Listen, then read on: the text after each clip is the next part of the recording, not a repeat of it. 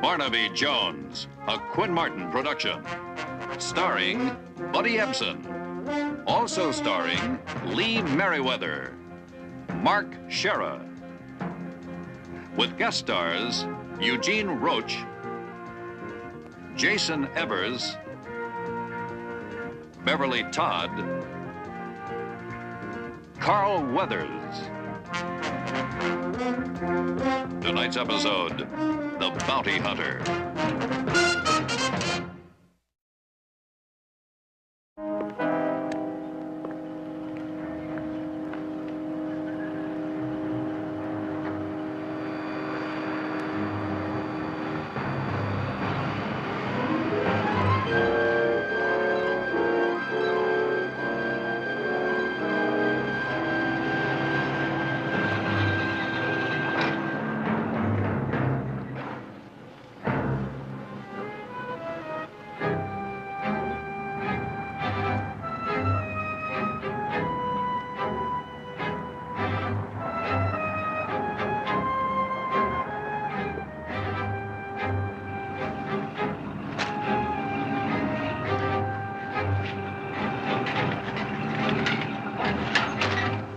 Wait till the truck's loaded.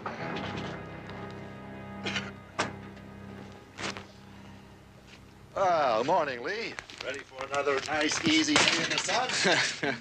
Sure thing, Charlie. If you call spreading fertilizer on 10 acres of tomatoes an easy day? Oh, come on, you trustees have got it made. No mortgages to pay, no taxes. Oh, yeah. 3 hots and a cot. Paradise. Why, sure. 6 of these things. Easy, easy. No trouble at all. Okay, let's get going.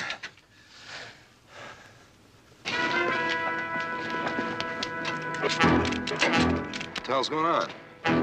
Call out in your dead man and keep your hands down. You smart fella. They buried the last con who tried to break.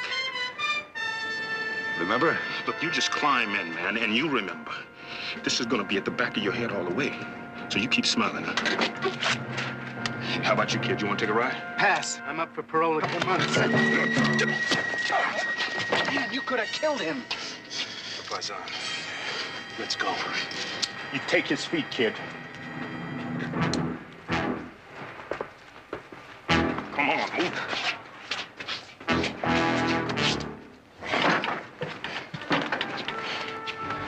Looks like you're going with us after all, huh? No, man, leave me out of it. Look, we can't get near enough that gate. Got 2 guys up there, and I'm the wrong color. Now move it. All right, move it, baby, and take it easy.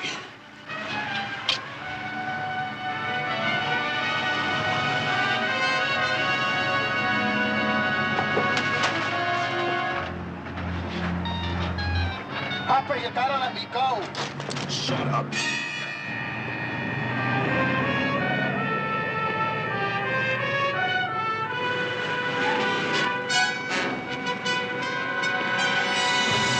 Logan, now go, go!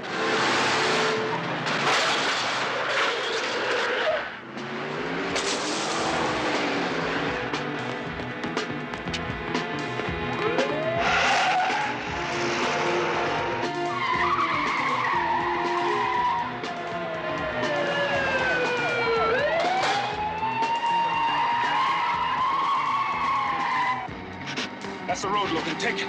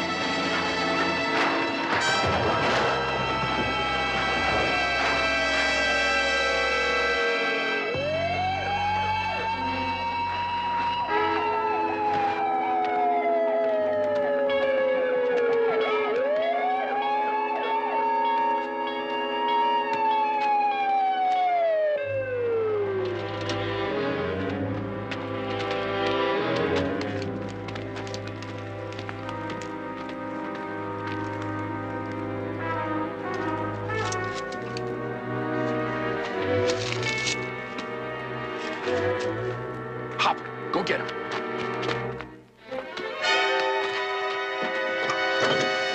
Get out.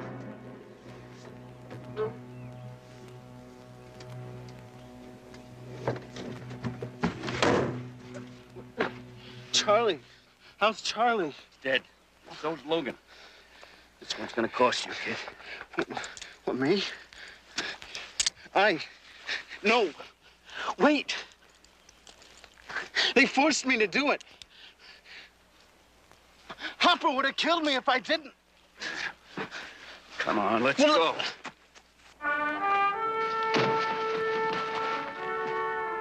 Jack! What happened?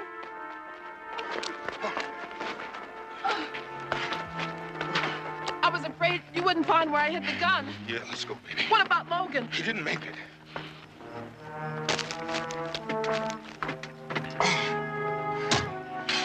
Look, just don't get all worked up. Means the money's all ours now, huh?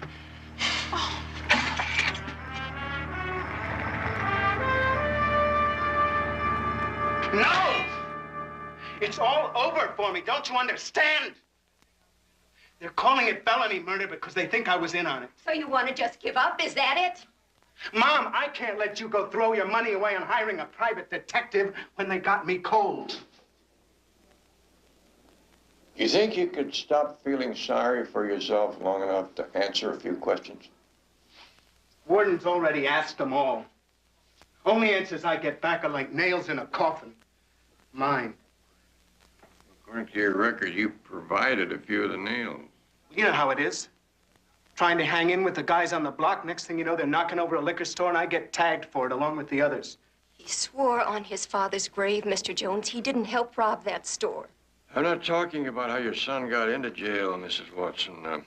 According to this, you were turned down for parole the first time 6 months ago. In the beginning, I got into a couple of fights. And you got too friendly with a few of the hard-timers, like Jack Hopper? That's how I stopped getting into fights, Mr. Jones, by making friends with everybody. Excuse me, Barnaby, here's a file you wanted on Jack Hopper. Well, thank you, Jedediah. Oh, Miss Watson and Lee, this is Jedediah Romano Jones, my new associate. Barnaby is also my cousin, which is why he's so formal. Most people just call me JR. Anyway, according to that, Hopper and his friend Logan were 2 years into a life sentence for an armored car heist. Killed a driver, got away with almost $500,000. $425,000 to be exact. Logan was always puffing his chest about it. Yeah, since the money was not recovered, I can understand why. Jack will be recovering it now, you betcha. Then he'll be long gone, Hopper. Maybe if he stops to dig up all that money, it might delay him enough so the police would catch up. Yeah. And if Jack was brought in alive, I know that he'd clear me. Only he swore that the cops would have to kill him to take him. I believe it. Don't you see, Mr. Jones, you must find him first. Lee will probably be in here for life. Well, that's kind of like drawing to an inside straight from a deck with only one card left in it. But I'll see what I can do.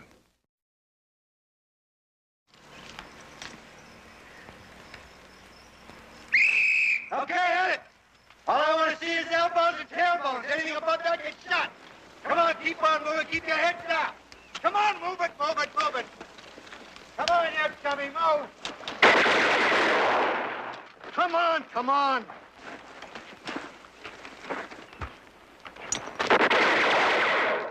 Come on, move it. Okay, take 5. Says you're expecting him, Ernie. Mr. Kilgore, I'm Herb Dorset, Vice President of Intercoast Armored Transit. I know who you are. I looked you up. Buck, go on up there and run those guys through that again. Right. Mr. Kilgore, I'm, sort of short on knowing how to hire a, Mercenary, bounty hunter. Names don't matter. Only the price. I'll raise an army or find a man if the price is right. How does $25,000 sound? Not enough to raise an army. Intercoast Armored Transit will pay $25,000 to find a man. Might be enough. Who? The one on the right. Jack Hopper. Your company the one that was heisted? That's right. The insurance company picked up the losses. Why pay more when the police department's doing it for free? I have a personal stake in making sure that Hopper is taken.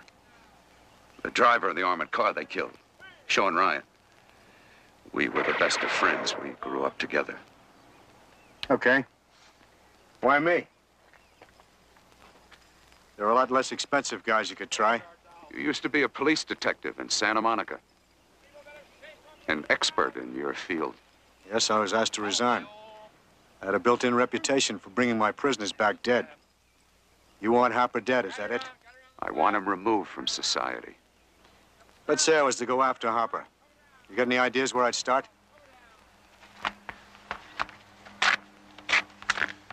Perhaps with her.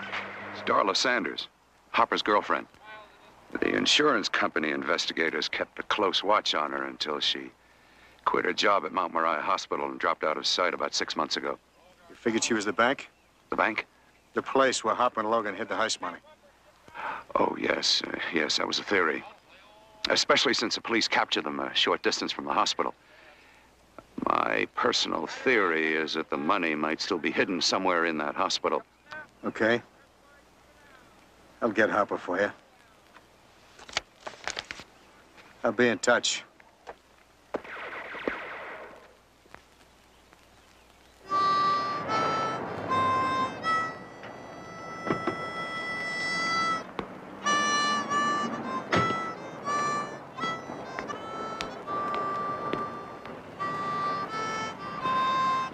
Still sounding mellow as a cello there, Woody. Well, no. If my old ears don't deceive me, it's my main man. How's doing, Barnaby? Good, old friend. How's business? Fine as wine. Hey, what brings you to Boomtown? A make, a rumble, a bust? Mate? Jack Hopper. Oh, heavy. Heavy. Maybe this 20 will lighten the load a little bit. Barnaby, you betting on prime. USDA prime. You keep on like this, you're gonna turn me into a vegetarian. It ain't that I heard so much about Hopper, but there's a woman taking care of a hurt man at the Morton Hotel down on 18th. Now, it sounds to me like it might, mind you, might be Darla Sanders, Harper's lady. Seems she's been buying medical goods. Thanks a lot, Woody. Be seeing you. Barnaby, there's somebody else looking for Harper, and it ain't the cops neither. Who? Well, I don't know. The big man. Tough voice. I got a cold wind from that dude. Now, you take care. You hear? I hear you loud and clear. Thanks, Woody.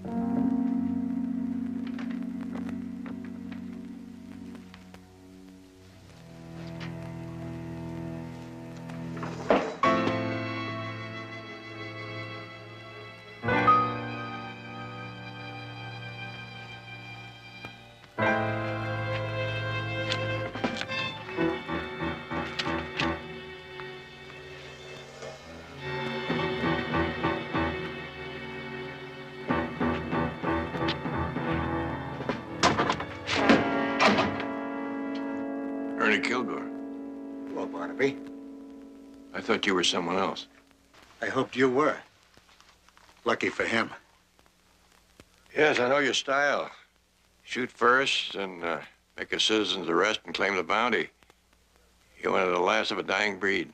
Fella's got to turn a buck. Liberating merging nations doesn't pay the way it used to. Who's paying you for Hopper? I didn't know there was any new bounty on him. He's patched up and moving. So am I. See ya. Kilgore. I need Hopper alive. He can clear my client of being in on that jailbreak and guard killing. Without Hopper, he goes to jail for life, and he's a nice young fella. Needs a break. That's too bad. Just stay out of my way, Barnaby. You understand? Oh, sure. And Kilgore. Just you stay out of mine.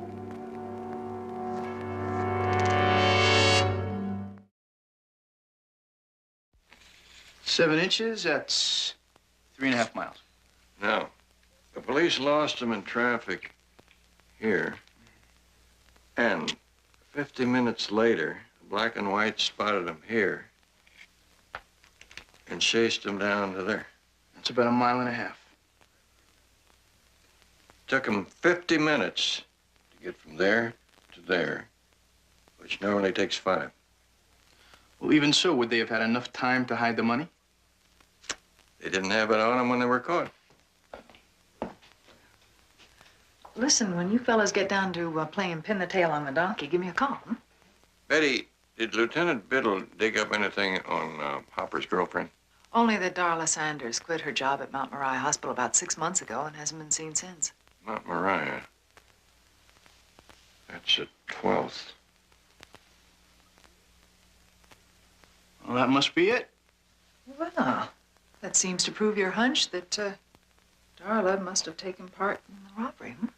Betty, call the personnel director at Mount Moriah. Tell him I'm coming over to talk to him.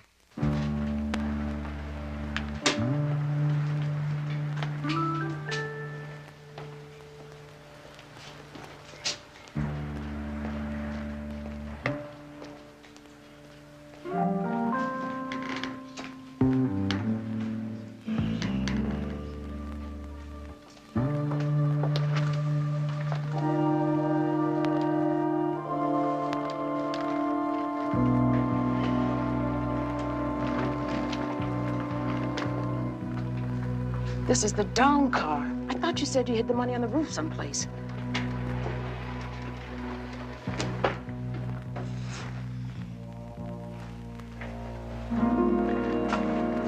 Anything?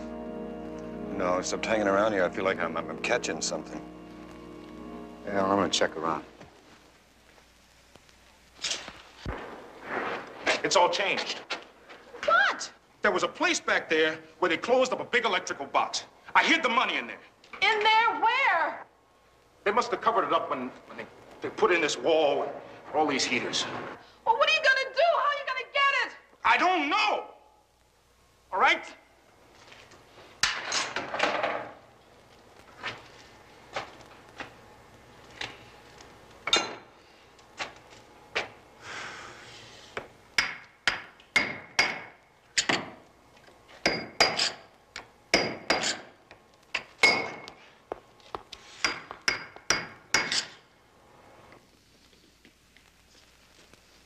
Oh, young lady. I'm checking in, Dorset. No brass ring yet. By the way, you might like to know there's a private cop who's also looking for Hopper. Oh? Who? Barnaby Jones. He's pretty good, too. I wonder who he's working for. Some con doing time. Not important. I'll be talking to you.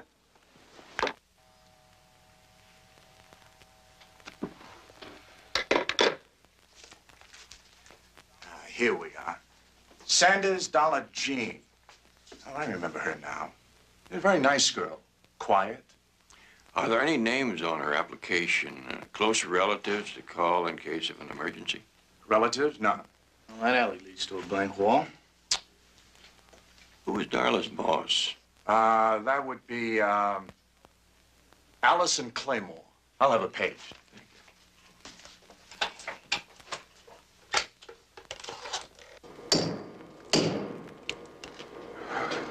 Won't be long now, baby. Won't be long now.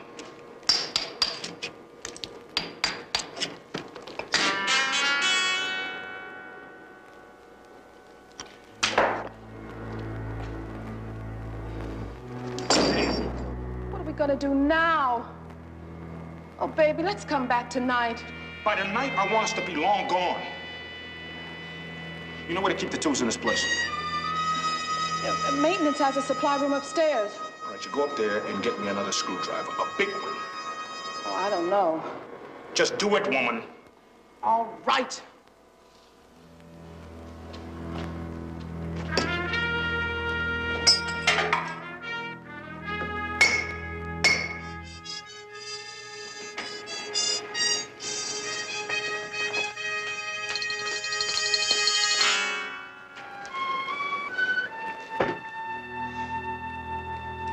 Well, what's this all about?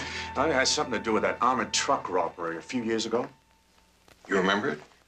Yeah, where the driver died? Sure, I was in emergency helping out when the police brought him in. You remember somebody working for the hospital about that time named Darla Sanders? Yes? Now, I know it's been a long time, but do you happen to recall anything unusual about Darla on that particular day? Why, yes, I did. What was it? She came to work. It's funny, that's the way Barnaby reacts whenever I show up in the morning. Why did that surprise you? Because it was her day off. I was just stepping into the basement elevator after picking up some supplies when I saw her come in. She came to work through the basement? Mm-hmm. It was very unusual. And when I asked her about it later, she said she sometimes used the basement door as a shortcut. Isn't the basement door usually locked? No, all the time. Well, thank you, Miss Claymore. Thank you very much. You're welcome.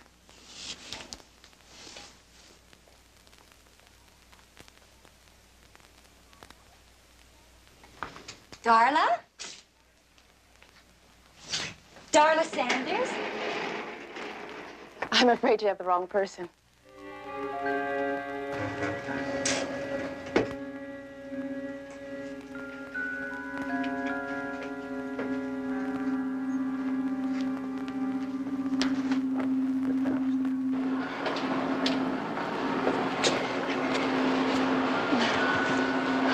I don't want to go through that anymore. Thank you. I don't know, Barnaby. There's something to that. Darla gets brownie points by coming in on her day off, which just happens to be the day that Hopper and Logan are knocking off all that money. Which the police did not find on him when they caught up with him a few blocks from here. Basement? It's worth a try.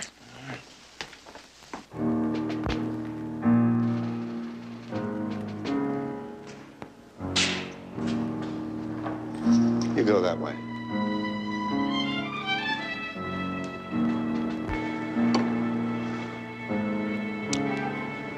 That's it, baby. That's it.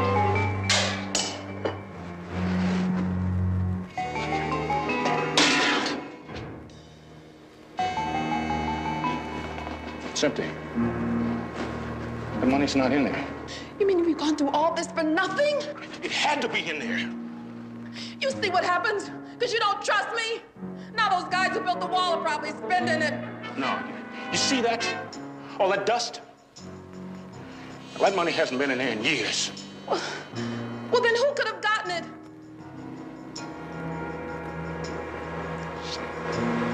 Only one man. And I know where he's at.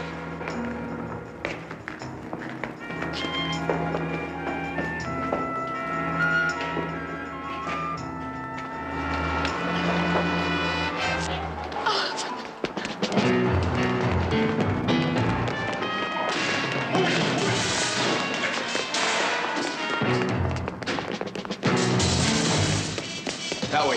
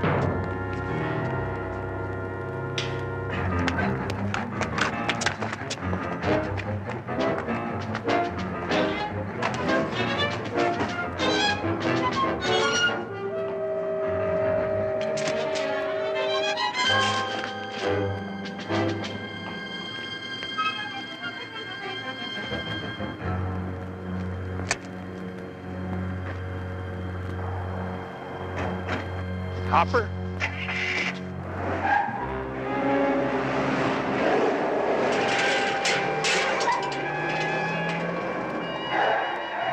The guy in there is dead. One of yours, Kilgore? My best. All this garbage you handed me about taking Hopper alive. That's what it is, garbage. He's a dead man, Jones.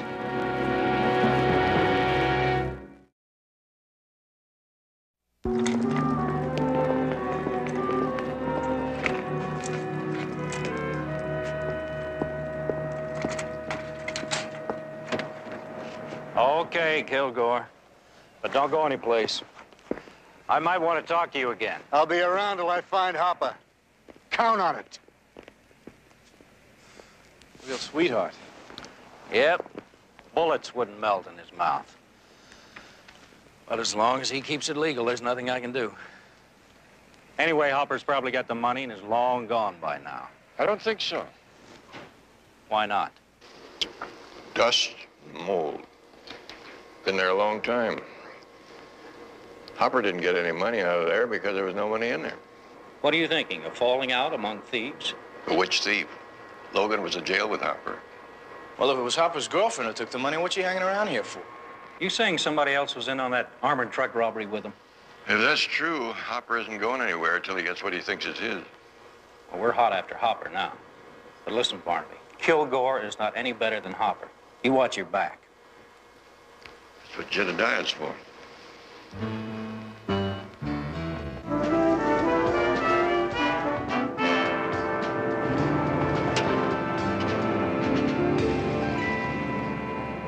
Of course, I'd like to help all I can, Mr. Jones, but it's as I told the police who were here earlier. There isn't much I can add that they don't already know. According to these, you were supervisor of the division at the time that the truck was robbed. Yes. I still wake up nights in a cold sweat over it. Did it ever occur to you that there may have been an inside man? Yes, it did. There's no doubt the job was well planned. But everybody was cleared by the investigation. Of course, the driver wasn't available for questioning. He was dead. My hunch is he fed the information to Hopper. Well, if your hunch is correct, then it follows that Hopper may have had to kill the driver in order to keep him quiet. And to cut him out of his share of the split. Exactly. There was a bounty hunter, a fellow named Kilgore, over at the hospital looking for Hopper. Bounty hunter? I didn't know there still were such men. Oh, yes, if the reward is high enough, people like that come out from under rocks. Did your company post a reward? No.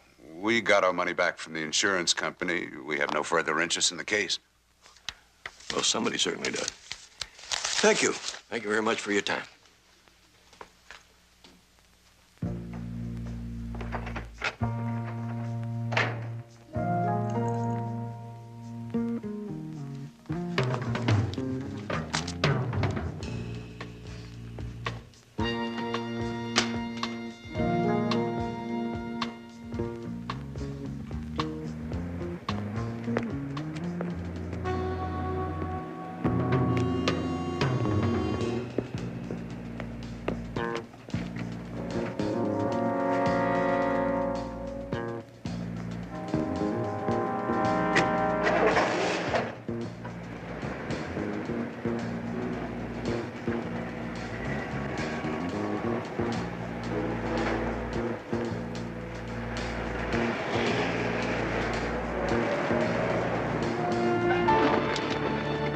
Just keep driving. You drive nice and easy, or I'm gonna scatter your brains. You keep moving straight ahead down there. I was expecting you, Jack, but not like this. Yeah, I'll bet. Let's go to my place. We can talk. Just keep driving, man. What are you gonna do? Oh, it'd almost be worth the whole 425 G's to pop you right now. Okay. So you got a beef coming. What was I supposed to do? My share for planning the armored truck heist was 1/3. So you stuck around the hospital till you figured out where we hid the bread and then you took it all? A partner? What was I supposed to do? Wait until you got out of jail? That might have been never. That was the plan, man. No split without the three of us being there. Okay. Take it easy. I've got your share. I've been holding it for you. No, you haven't, man. But you're gonna come up with it anyway, Dorset. Now! What do you think? I'd keep that kind of money in a sock? You see that alley right there? You just turn into it and stop.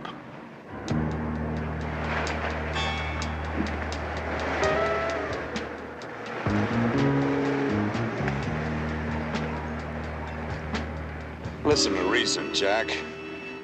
I need time to get my hands on that money. Tonight, man!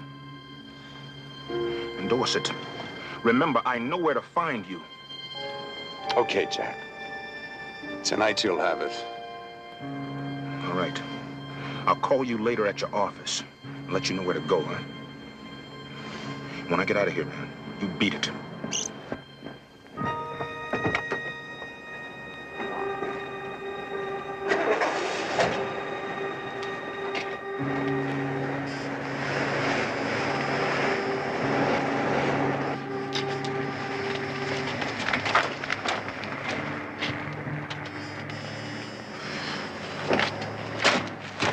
Hanging in, baby. It's almost home, huh?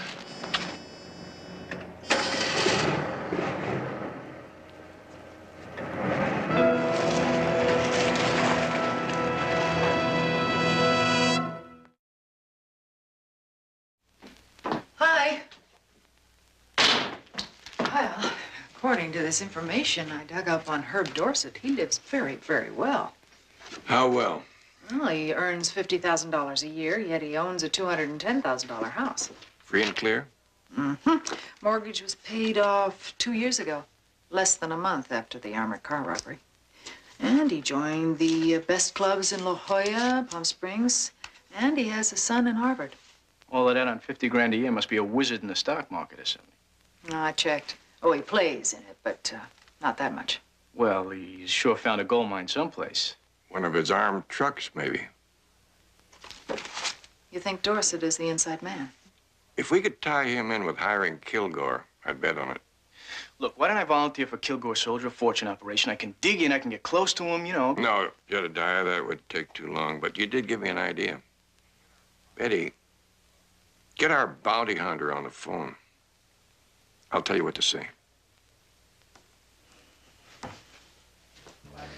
Thank you. You know, with all this fighting that's going on, I'm afraid that people are getting a distorted view of modern Africa.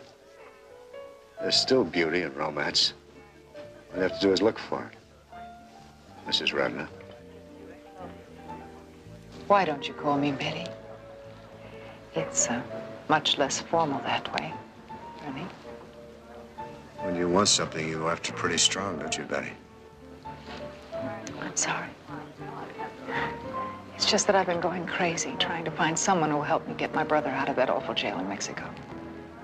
I'm doing something right now, but I can get him out, all right? As long as you're willing to pay the tab and don't ask any questions about how it's done. Anything. You do realize that, I mean, it isn't as though he's done some terrible crime down there or anything like that. Doesn't matter. Excuse me. It's my service. I'll be back in a minute.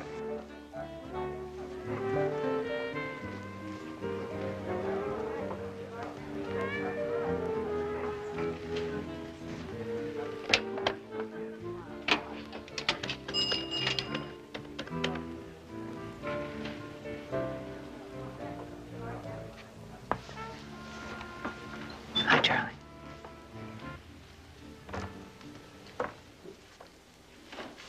He's in there. Hello, 818, you beeped? Yes, here it is, Mr. Kilgore. A message came in just a few minutes ago to call your employer. Says it's important. My employer? Yeah, okay.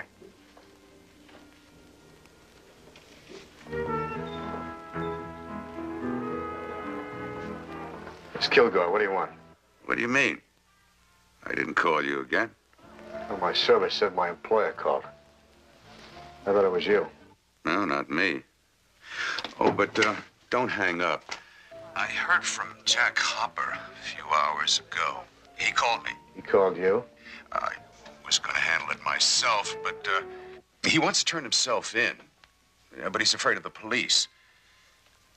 He wants to meet me first, you know, be a witness. Let's cut out the bull, Dorset. You want Harper dead, so do I. Only now it's going to cost you $100,000. What?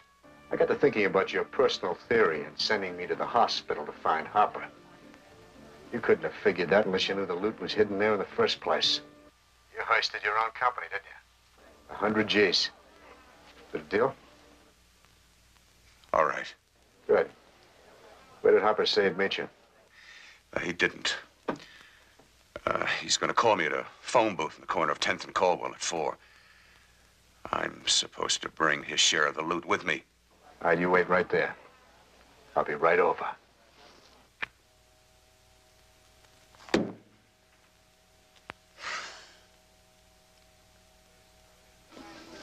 I'm very sorry. I've got to run. About my brother? We'll be in touch. Bye.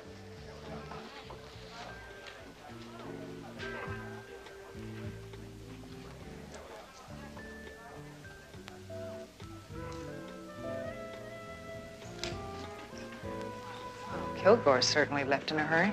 What'd you find out? A lot more than I figured. Come on, we haven't got much time.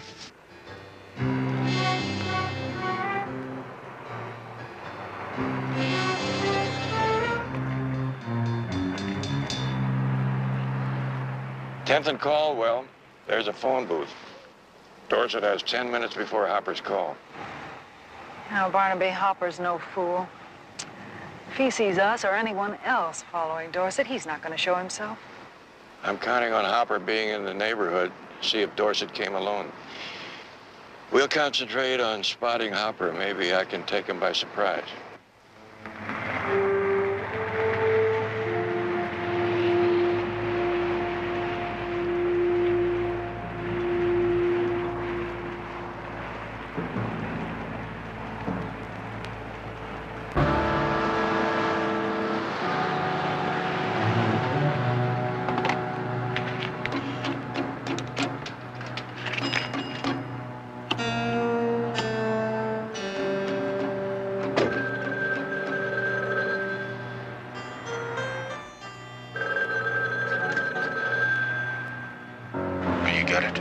Yes.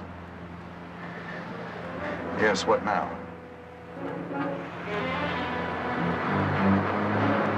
Yes, I understand. I'll wait 5 minutes after you hang up and start for the drop point.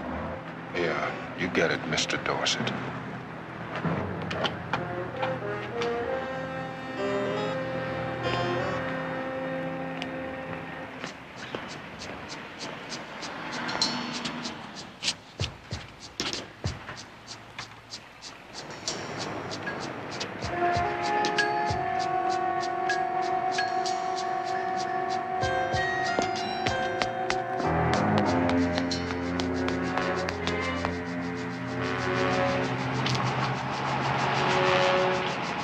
Barnaby, there he is.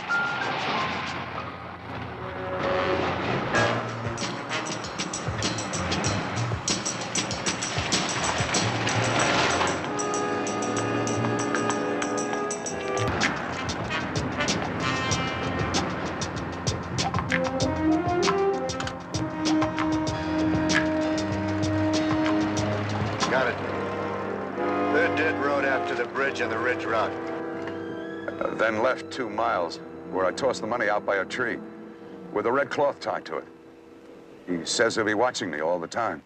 I'll be a few minutes behind you. After you drive away and Hopper comes out to get the money, your problems with him are over.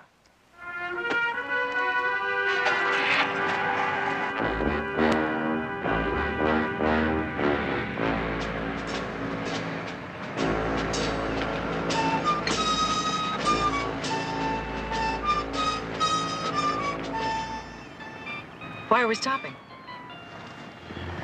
See that dirt road down there? There's Hopper. Yeah, and he's not going far down that road. It angles back to this one about 3 miles down the way. Call the sheriff. Right.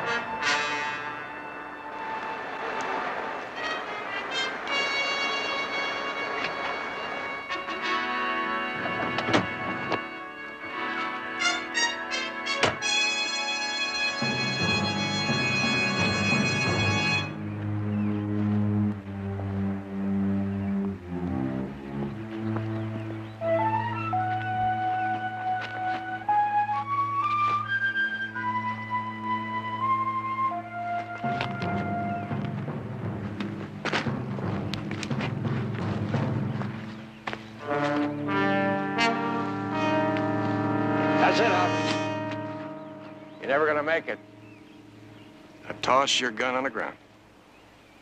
Now. So Dorset cried cop, huh? Okay. And he's going down with me. That's for sure. Now let's go. Back to where you parked your car. Look, there's a couple $100,000 in this. Let's deal. You were set up, Hopper. Dorset hired a bounty hunter to get your head. I doubt if you'll find anything in that briefcase except some old phone books.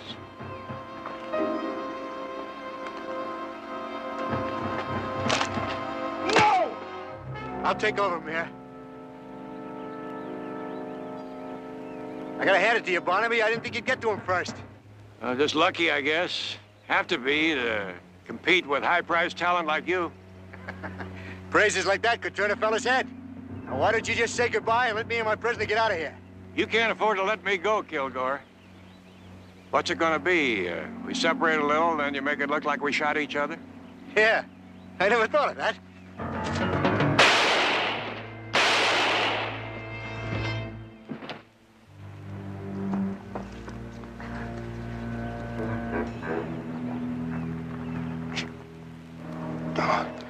Oh. Hey, get me to a doctor. I'm hurting bad. So's the young fella at the prison. The one you left to take the rap for the dead guard.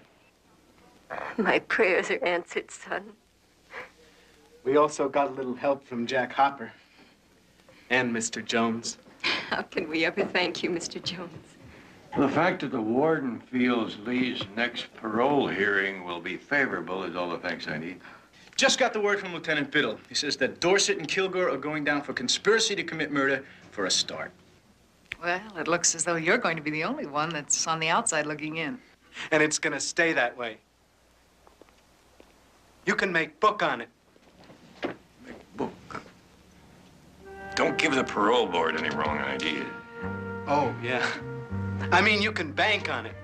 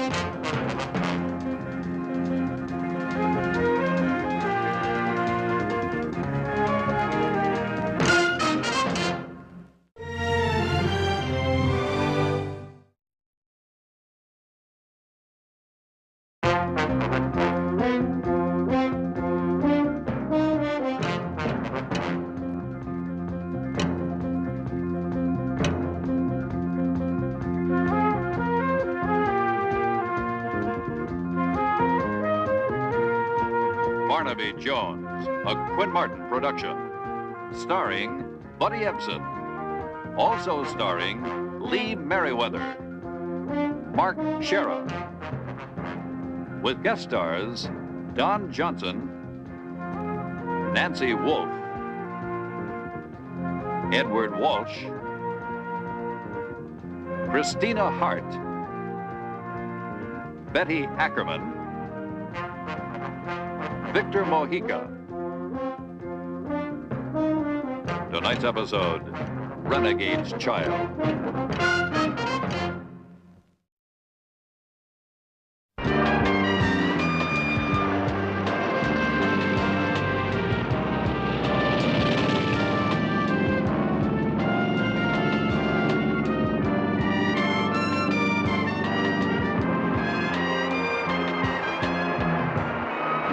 You should do like me. I'm re-enlisting when my first hitch is up. Oh, yeah? 30-year man. Oh, why not? This man's army's the only steady job I ever had.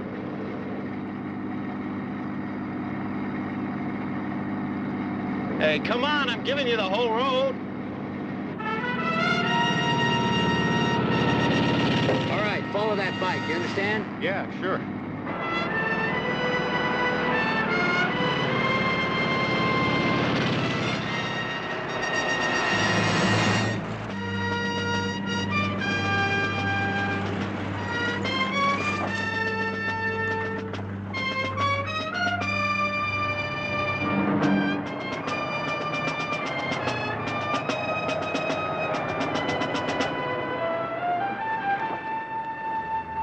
All right, get out. With your hands up. Move. Face this way.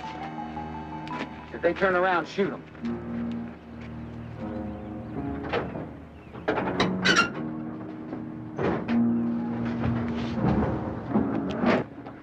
Like money in the bank.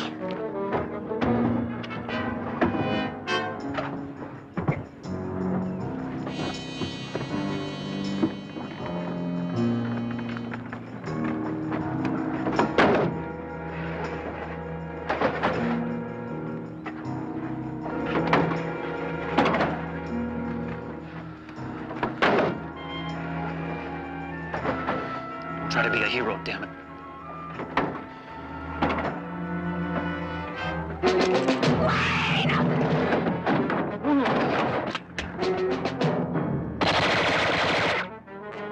Pete, cover me!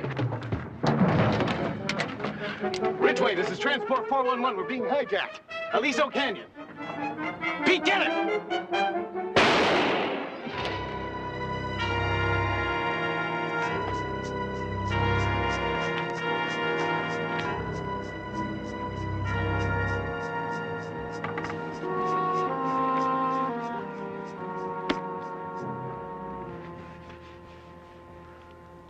He's dead.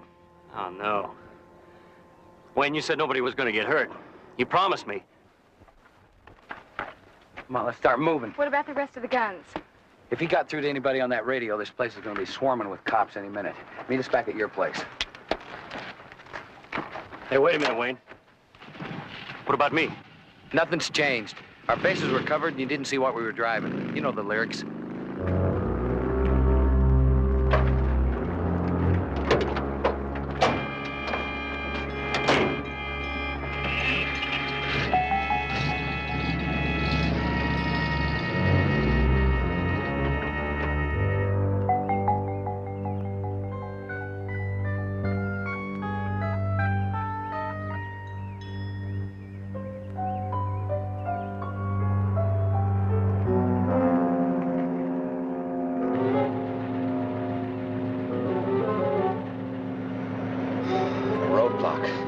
They didn't waste any time. We'd be long gone if we didn't have to stop at that damn motel. Shut up.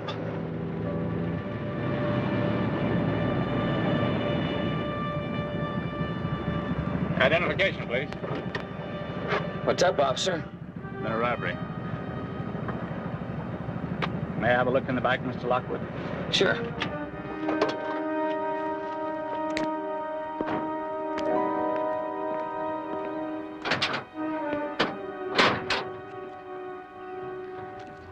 The kid's got a cold, so don't wake him up, okay? Sorry, ma'am. Yeah, we're kind of pooped out. Been up all night nursing the kid. Sorry to bother you folks. I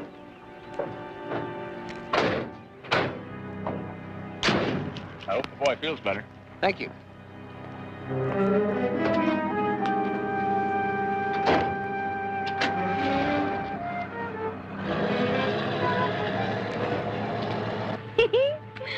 Cops are such dumbbells. You're so bright. I ought to break your head, lady. What's the matter now? You were supposed to tell those people at the motel to keep Jody out of the pool. Now his cold is worse.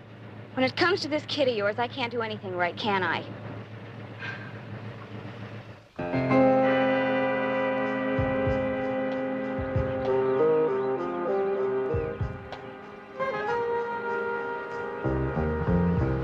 Thank you.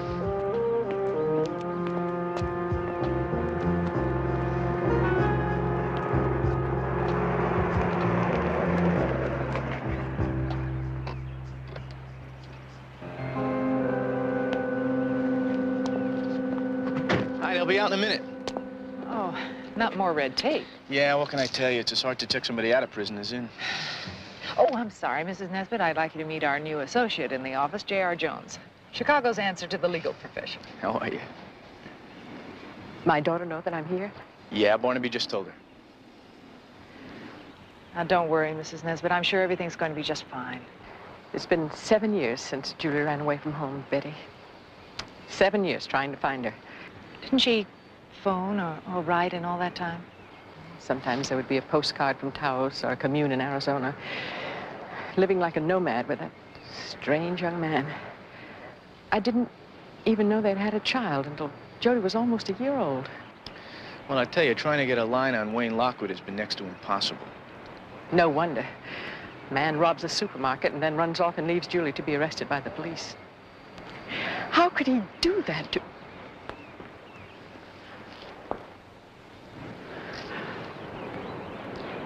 The toughest part of making up is that first howdy.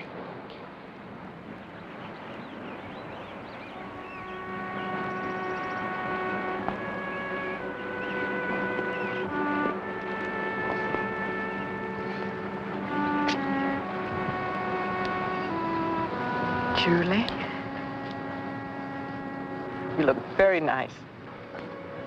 Thanks for sending over the new clothes. They fit all right? I haven't changed much. Except maybe I've grown up a little. I have too. In all these years. Julie, I know that you had to give my address because the parole board requires it. If you'd like to stay a while with me, I just want to come home.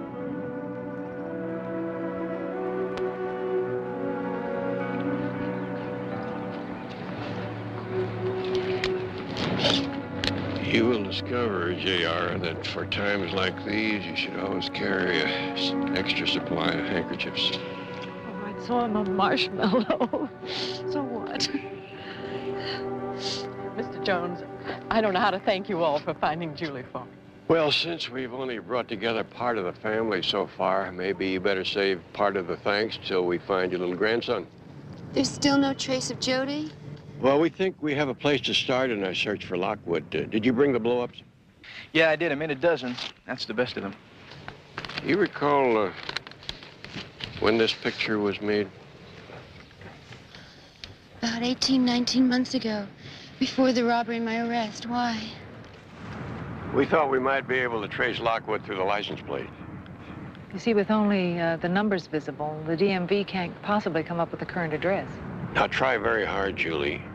See if you can recall the letters on the license plate. Yeah? We'd had such tough luck with that truck. I figured the license plate said it all. Jinx. J and X.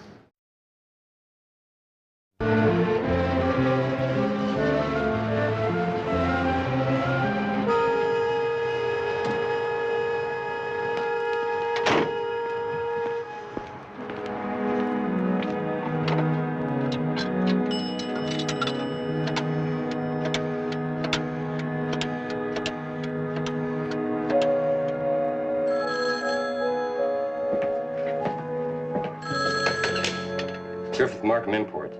Yeah, this is Wayne. Griff there? It's Wayne Lockwood. Hey, old buddy. How you going? Yeah, about that merchandise. You ready to talk some business? That's my native tongue. When? About an hour, okay? At the park? See you there. Hey, Roy, did you ever meet Lockwood? Who? Wayne Lockwood, you know? No. That's good. That's good. Now, you stay out of it for now. Okay. I'm meeting Griff at the park in about an hour. Then we can get some tacos or something. I'm starving. Later. Listen, Jody needs something for his cold. I'm gonna drop you two off at the clinic first. Will you come on? I gave him one of those tranks I lifted from the drugstore in Palmdale. He's all right. You gave Jody a tranquilizer? Well, you said he needed some rest, didn't you? If you ever do that again, I'll kill you. Do you understand?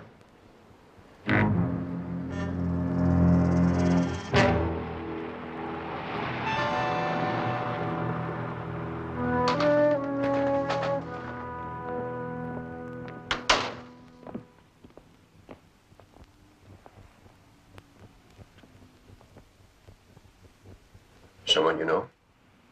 Me. It's like looking at a ghost of myself 7 years ago. The flowers in your hair. The whole bit. We were going to make the world look like a label in a bottle of herbal-scented shampoo. It takes some of the kids a long time to find their way back to reality. You have to watch out so you don't become a cynic. Wayne did that when he graduated from petty little rip-offs to armed robbery. You the guy that's asking for me? Yes, if you're the Cy Rogers that the DMV says that pickup truck out there is registered to. So? Oh, excuse me. This is Julie Nesbitt. I'm Barnaby Jones, private investigator. Look, what is to investigate? I bought that truck over 9 months ago. Yes, I know, from Wayne Lockwood. Cy, don't you remember me? You're Lockwood's old lady. When you saw Wayne, was Jody with him? Yeah. Neat little kid. Great. I haven't seen him in 1.5 years. Where is Wayne now? Drifting. I don't know. Last I heard, someone saw him over in Venice, maybe 2-3 months ago. Who saw him? Must have been Rudy. Rudy Bates. Remember Rudy? Click, click, click, always with the camera. But he's gone straight now like the rest of us, earning his daily cheesecake. Any idea where? Different places. He shoots for some ad agency, but don't ask me which one. Well, that's all right. We can probably locate him with a couple of phone calls. Thank you very much. Sure. Bye, Julie. What I owe you?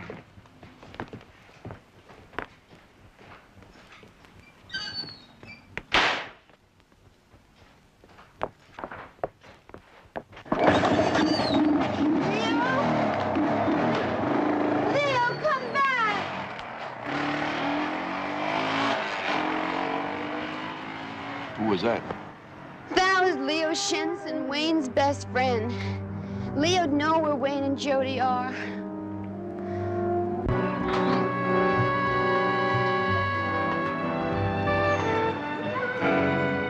I got 36 of these heavyweights and 3 cases of M16s. Let's see, 36 and 3. All right, I'll give you 3,500. You're a friend. 4,000 for the lot. Come on, man. Don't you think I know what this stuff goes for retail? Now, look, Wayne. According to the news, you blew up a GI to get it. You know, that kind of taints the merchandise. Makes it a little tougher to turn over. So don't buy. Oh, wait, Wayne. Sit down. Come on. Who said anything about not buying? I mean, did I say that? Did you hear that? You insult me with your $4,000, it's the same thing. Oh, all right. I insulted you. I apologize. Give you 5. Okay. Good boy. I'll take this stuff to the same place in Chatsworth. Time you got? At 2 after 1. 3 o'clock, okay. See you there, buddy. Keep the faith.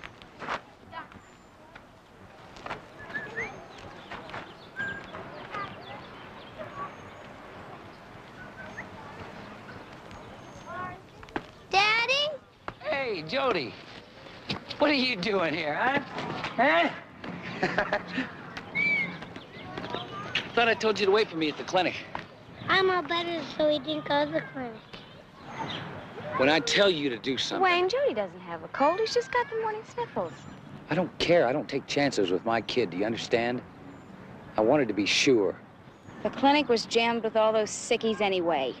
I'm hungry, Daddy. Can I have a hamburger?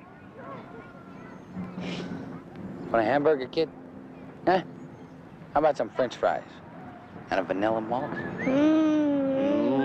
Yeah. Okay, let's go.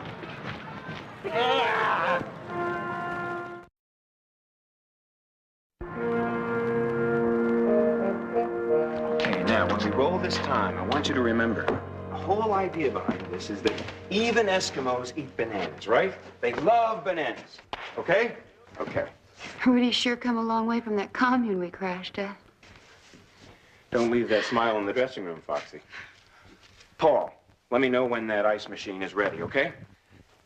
I'm back. Would you like a cup of coffee? Yes, thank you. Do you have any milk? I think we do. Thank you. Wayne Lockwood. I'm supposed to have seen him where? In Venice, about 2 or 3 months ago, according to Cy Rogers. Yes. Oh, yeah. I was shooting out on the beach then. I only talked to him for a minute or so. I don't know where he'd be now. There's one other person who might know where he is. It's Leo Shenson. The Streak. Yeah, I remember Leo. He used to give me lifts on his bike. Any idea where I might find him now? Is he staying with his folks or girlfriend? I was never that close to Leo. I seem to remember that he used to crash at his father's house. You know his father's full name? No. Wait. Leo told me once that his father worked out of L.A. as a shack. Shack? Well, if I can fall back on my railroading experience, a shack is someone who has charge of the freight cars in a freight train. Right.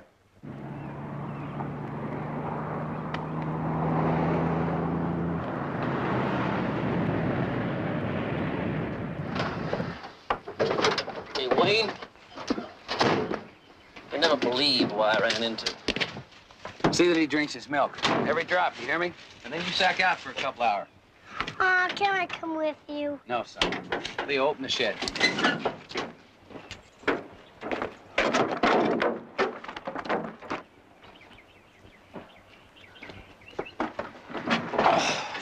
What I wanted to tell you, there's a detective been asking about you. Detective? Not a cop. Private one. You're not gonna believe this. He was with Julie. Julie? She's out? Must have been paroled or something. Anyhow, she's got this Jones guy helping her look for your kid. Julie's out. What do you know about that?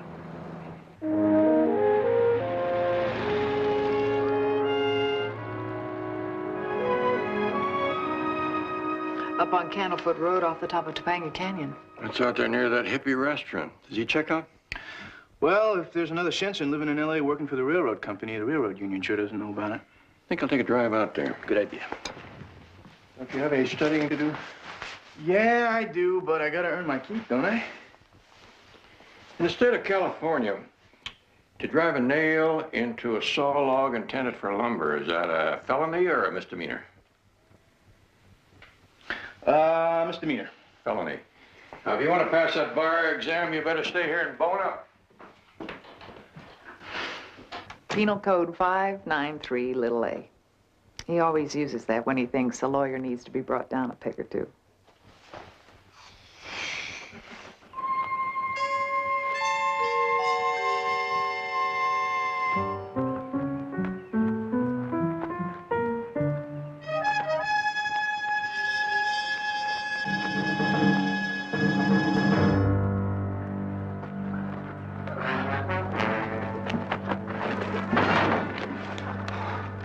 That's it. Okay. Well, don't forget, old buddy. You get any more of this stuff, give me a call, huh? All right. Take it easy, Leo.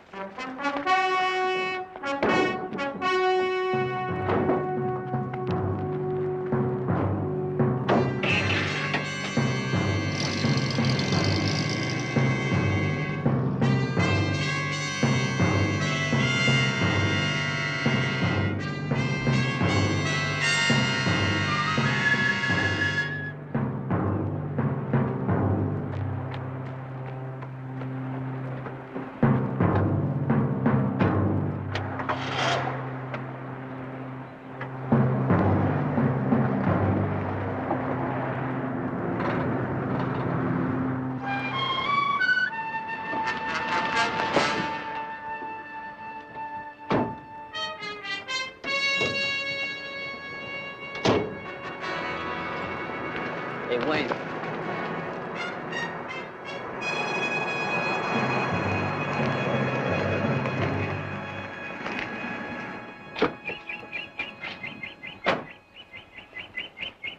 Hey. You Jim Rokas? Are you? I'm not Jim Rokas around here. Oh, come on. They told me I could score with you, man. Hey, I'm hurting real bad. You know what I mean. Oh, come on, man. Try the beanery down the hill. You might find it there. Hey! I know one of you is Rokas. So empty your pockets and everything on the ground. Look, we don't do junk, so we won't have any. Now!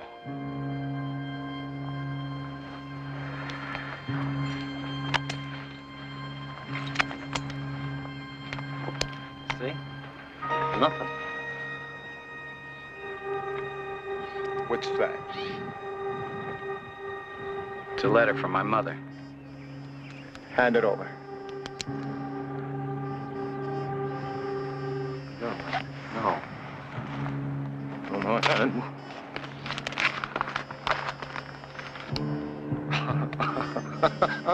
Oh, man. With this kind of bread, I could trip forever. Oh.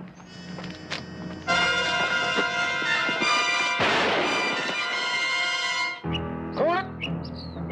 Right there.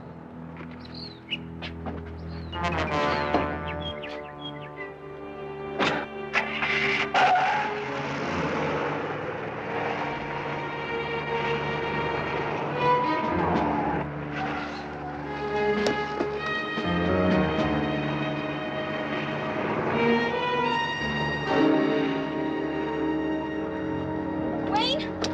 What was that? It sounded like a shot. Leo's dead. Some junkie ripped us off for all our money.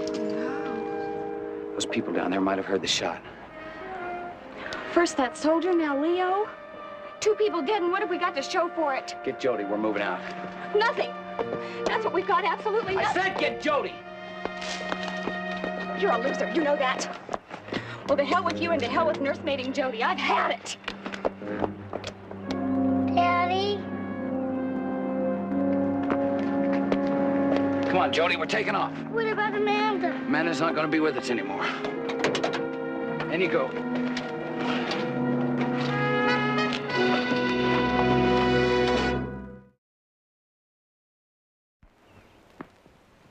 Are you a friend of the Simpsons? I know Ralph, Leo's father. We attend the same church.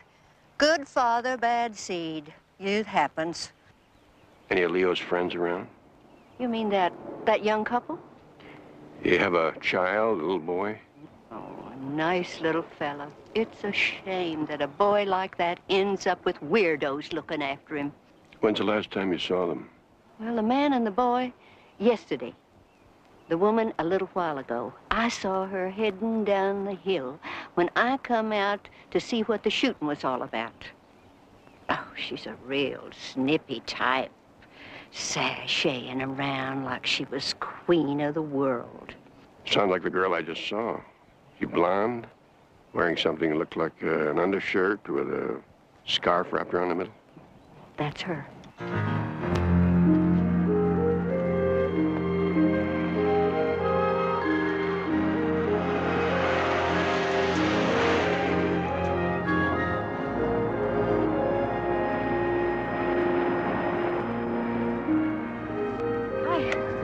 far are you going, young lady? As far as you want, as long as I get to San Francisco.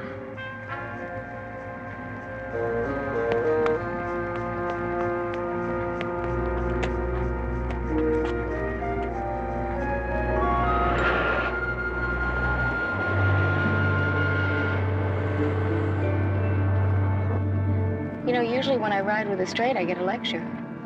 About the dangers of hitchhiking? It is dangerous, you know. What you have in mind? A little detour up in the woods? No, a little detour down to the sheriff's office. What? You help me out, I may put in a good word for you. Hey, man, what's going down? I have to find Wayne Lockwood. Who are you? Private detective, hired by Jody's mother to find Jody. Stop the car, I want to get out. All right.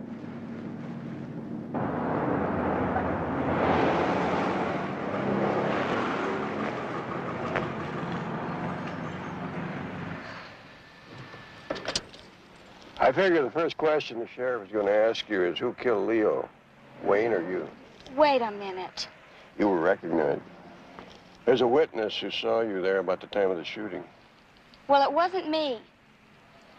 Wayne said that some guy showed up and he robbed him of all their money and then he shot Leo. Where's Wayne now? He split. He took off with Jody in the van. He didn't tell me where he was going.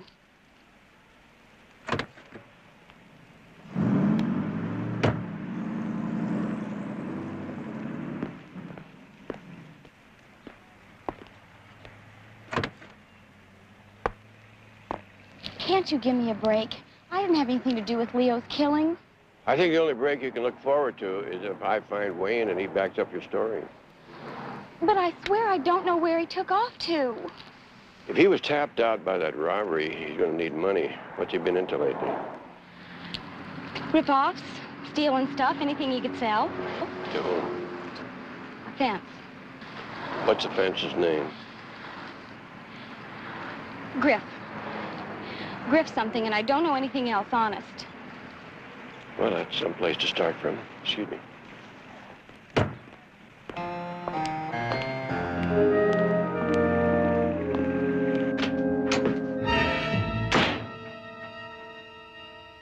I'm gonna blow you right out of the box, unless I get that $5 grand back. Well, now, wait a minute.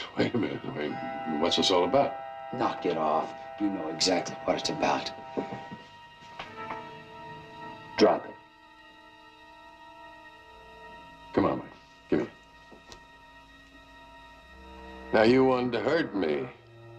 Why? What'd I do to you? You ought to know. You're the one that sent the gun to get the money back. Well, he killed Leo doing it. Killed Leo? Yeah.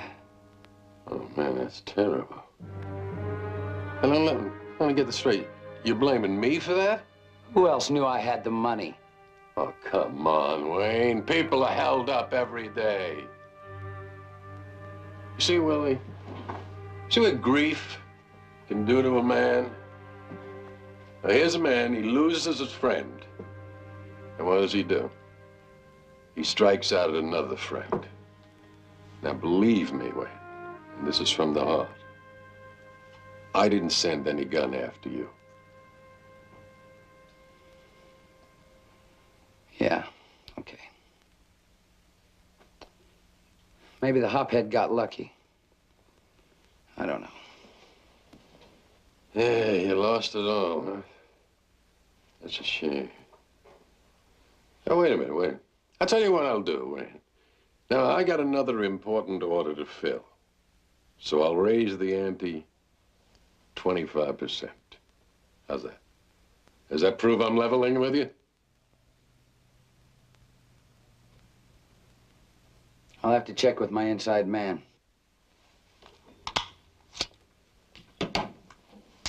When'll I hear from you? Tonight. If I can set it up, it'll go down tomorrow. Where's Roy? He's out back. Well, you have him tell Wayne. We find out who the source is. We eliminate the middleman.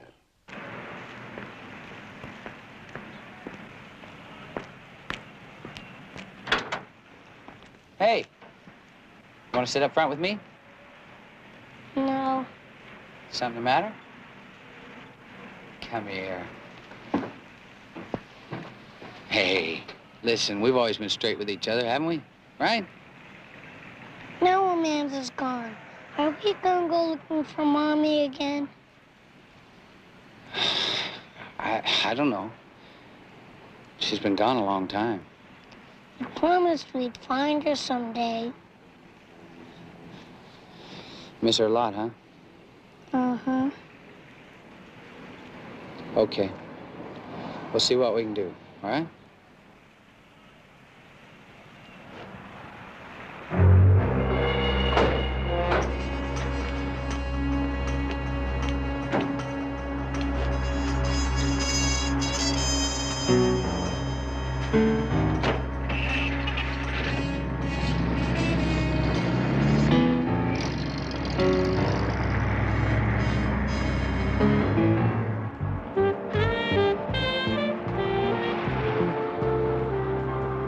Lieutenant Biddle, you have done it again. Yes, John, we owe you one. Right, bye. Well, the only Griff the police have a file on is a suspected fence by the name of Griffith P. Markham. He has an office in Studio City. John say what he deals in? Anything that's not nailed down. But lately, though, he's been suspected of being in the gun trade, selling to foreign mercenaries, revolutionary groups, that sort of thing. Yeah, there has been a hijacking recently over the Palmdale area. There's a soldier killed. John mentioned that. I also got the feeling that he'd appreciate anything you might come up with on Markham. Betty, do you think I could make a convincing mercenary colonel?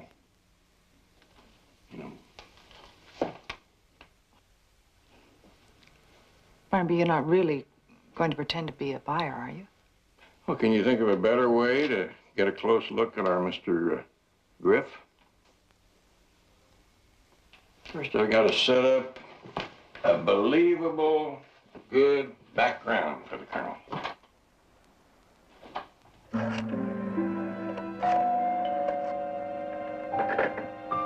Who is it?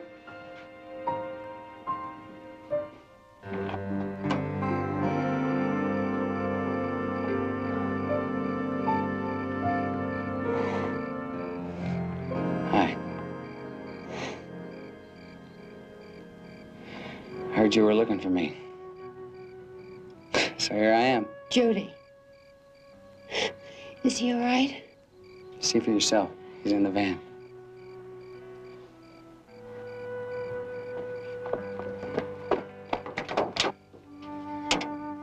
Jody. Mommy? Jody, my darling. Darling. Julie? Who's that out there?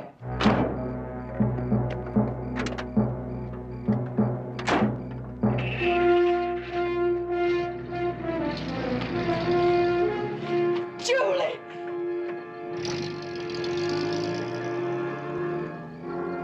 Julie.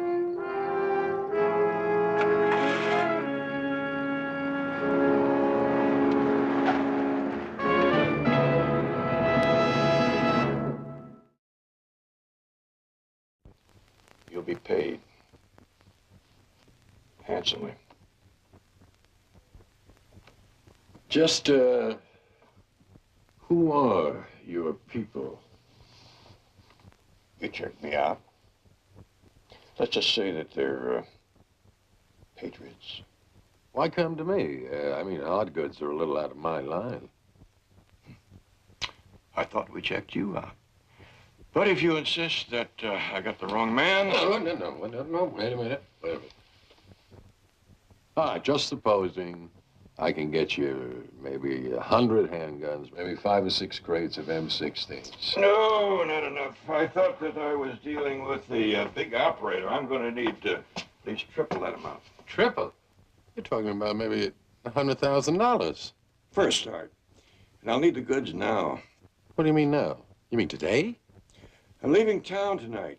If I can't fill my needs with you, then I'll have to go elsewhere. I'm sorry, but time is of the essence. Okay.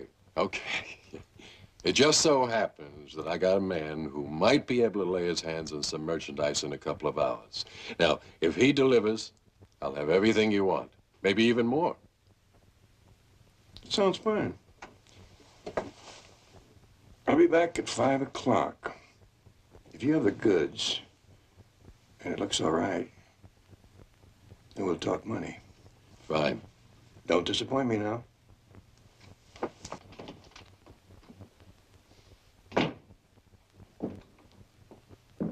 Right. Betty, he's coming now. I'll talk to you later.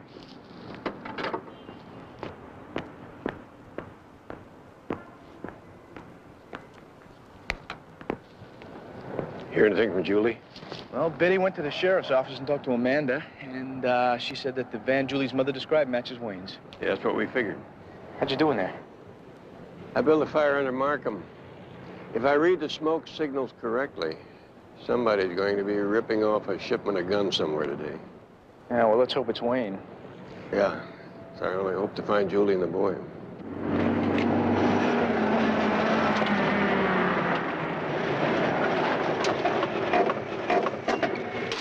I passed a weapons carrier about 25 miles back. Yeah? They stopped for some chow. How long do you figure? An hour, maybe.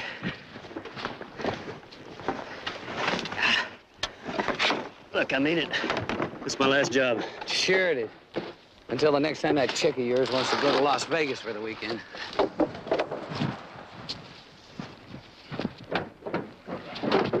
And don't fall asleep. Watch for the signal.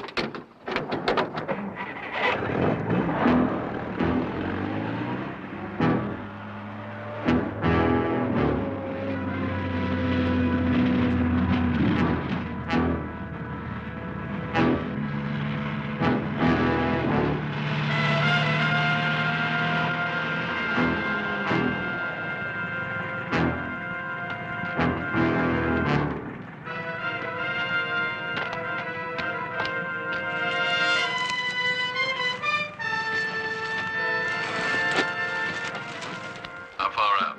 4.7 miles past the Baldero turnoff. On our way. There they are.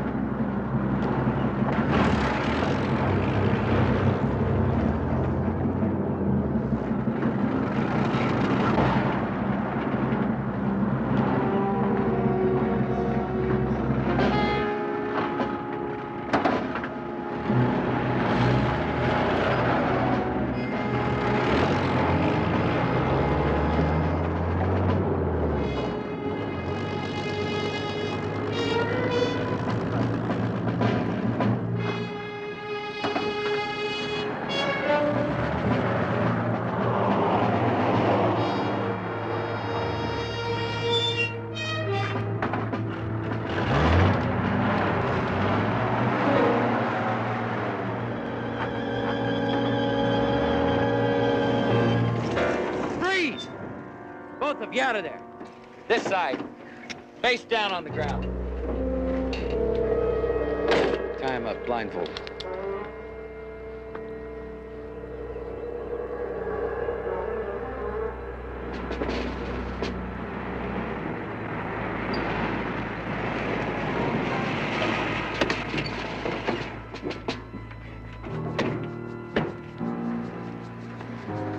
Down there, they're into it now. All right, let's go. Come on.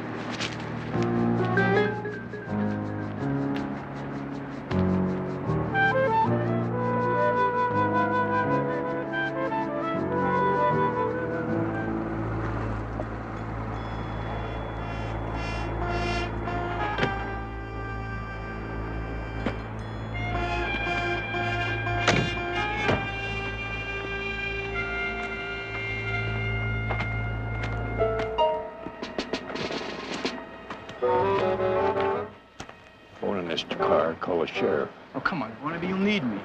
They got a license and they're carrying a gun. Until then, don't add to my worries.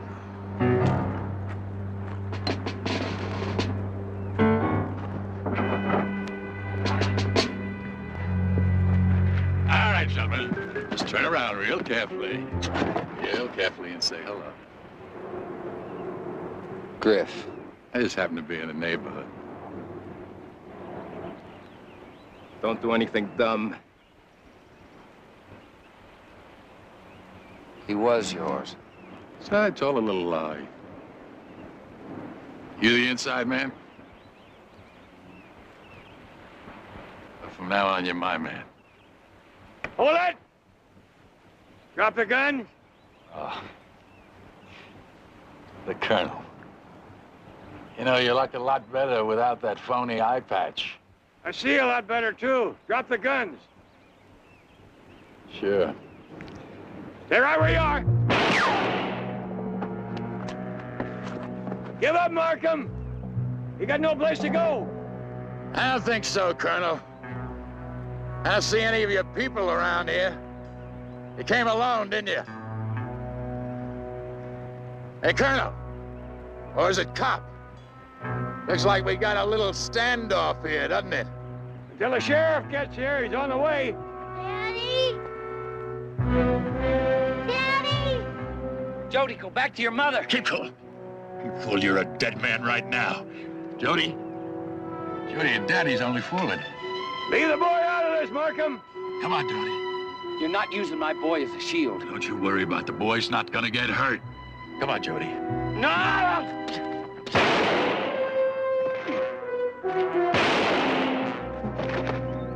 Jody! Are you all right? Sure.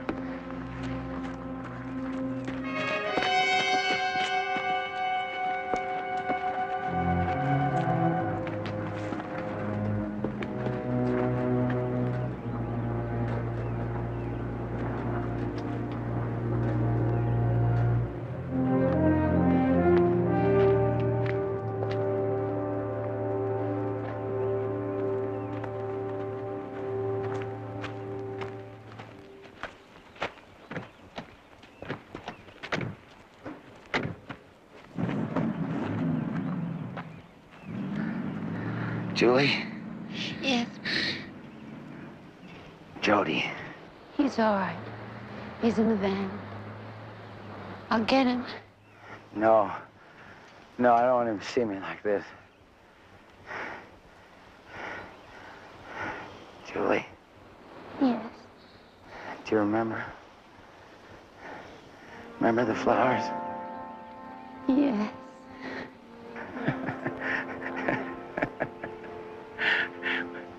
We all wore flowers in our hair.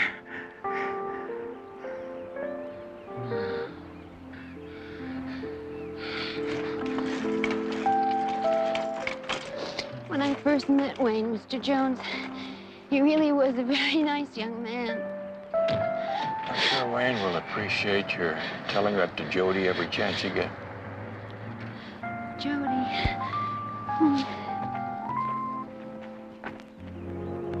Let's go.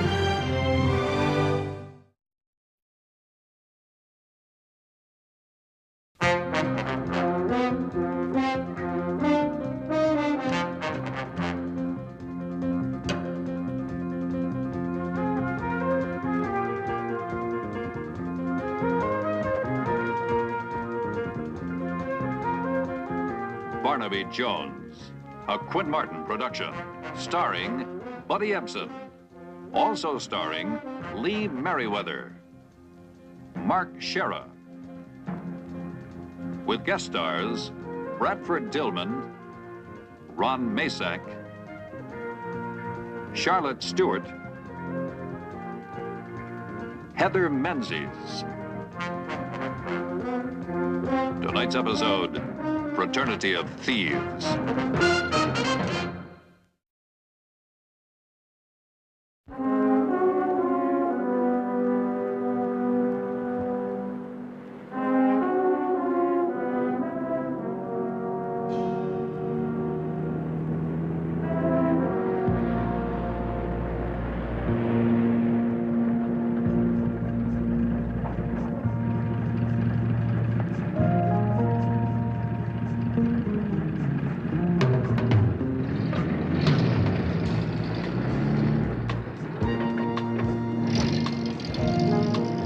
We're in.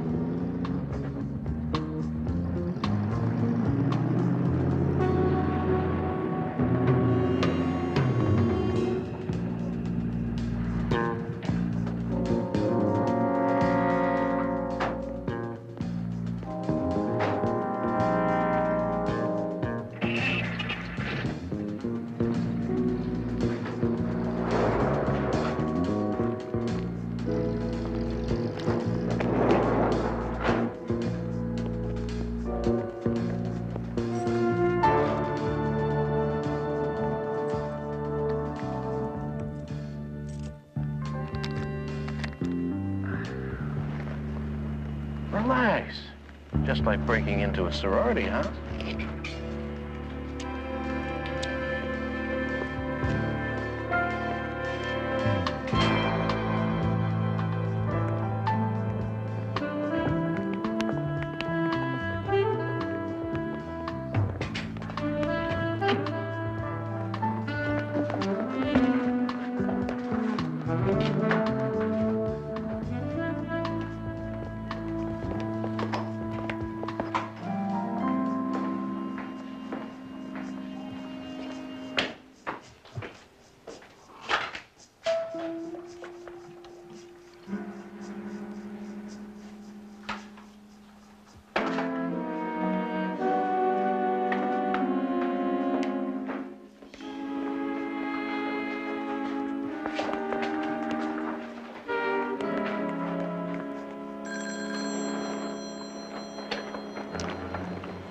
Eagle Security.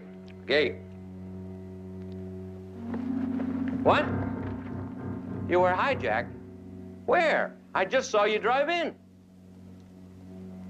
Damn. Okay, I'll call. Sergeant, this is Nielsen at Eagle Security. 3 guys hijacked one of our trucks on North Pico. Yeah, they took his keys and just drove in here a few minutes ago. Come on, can't you hurry it up? Relax, Lester. Relax. What if that driver gets untied? We left him out in the middle of nowhere. Suppose a car comes by and takes him to a phone. That's got it.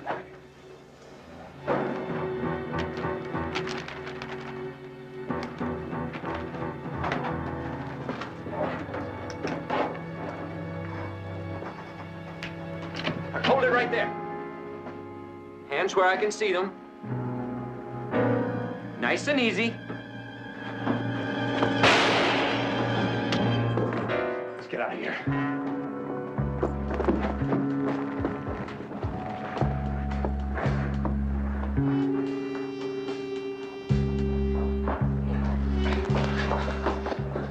Help me, Al. Help me. It's gonna be all right, Lester. It's gonna be all right.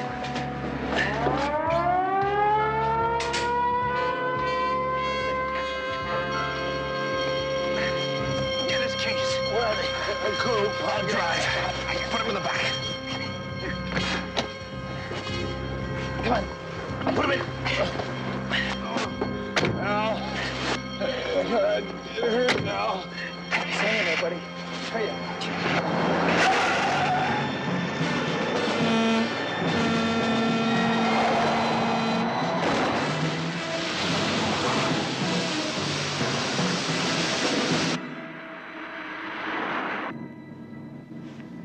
gotta get him to a hospital. What are we gonna say? He shot himself in the back cleaning his gun? We've gotta do something. I think I know a doctor who won't ask too many questions. Al. Al. Help me, Al.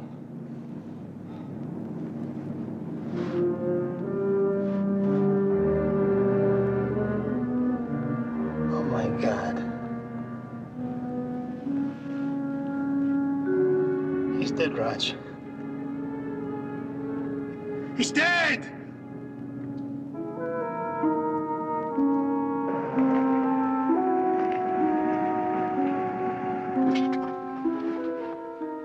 What are we gonna do, Raj? There's only one thing we can do. Say a prayer over his grave and go on with our plans. His grave? Now, how do we explain that? We don't, Al. We'll bury Lester out here. Are you crazy? What are we supposed to say to Ruth when he doesn't come home? We don't tell her anything. We don't know anything.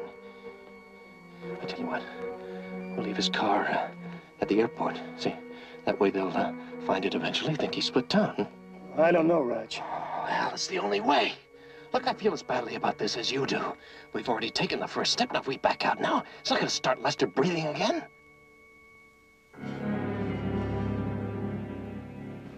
I'll call you as soon as those new shades come in.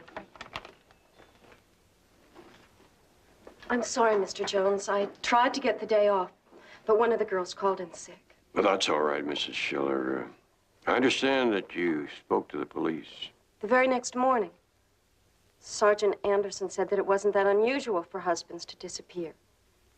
Like little boys running away from home, they usually came back. Did you check the hospitals? That's the first thing I did. Where did your husband say he was going that night? To the health club. He'd been going there about twice a week lately. After that, he was going to meet a friend of his for dinner, Albert Woods. They were fraternity brothers in college. Did you talk to Woods? Yes. He didn't meet Lester because something came up and he had to work late. He doesn't know if Lester showed up at the restaurant or not. Are you sure he went to the health club? No. I called there, too. But it's a busy place. No one remembers seeing him. Mrs. Schiller, are you and your husband having any problems? We have the usual problems. Too little money, too many bills. What does your husband do for a living? Sells insurance. He's been a little frustrated lately.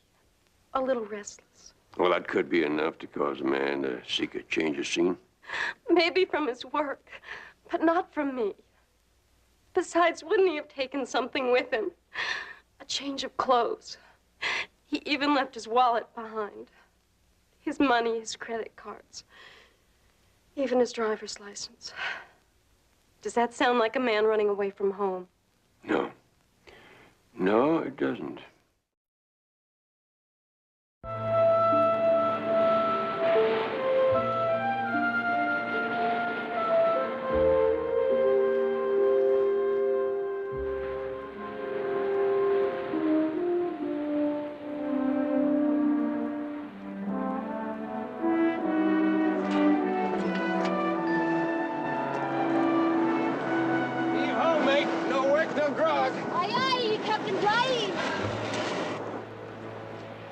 Morning, sport.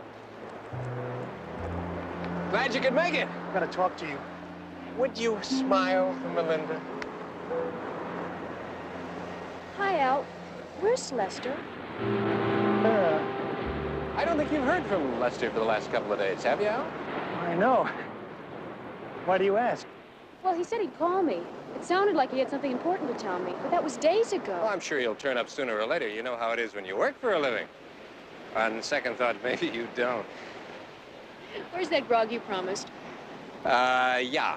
I've got a better idea. Why don't you change into something more practical, and I'll take you to lunch. I don't look good in practical. Oh.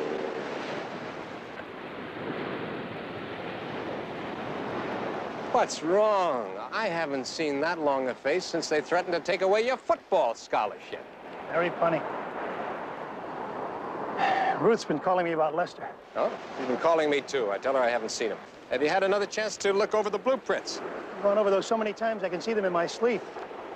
Raj, there is no way to get into that vault without setting off the alarm. You're sure? Oh, look, this is the locking device. There are 10 switches. You have to push each switch in a certain sequence. That means there's 1,024 different possibilities. Then what about neutralizing the alarm? Too sophisticated. You disturb any of the wires inside the box and the alarm goes. Then how about cutting into the vault? A torch would cause the heat-sensitive contacts to expand.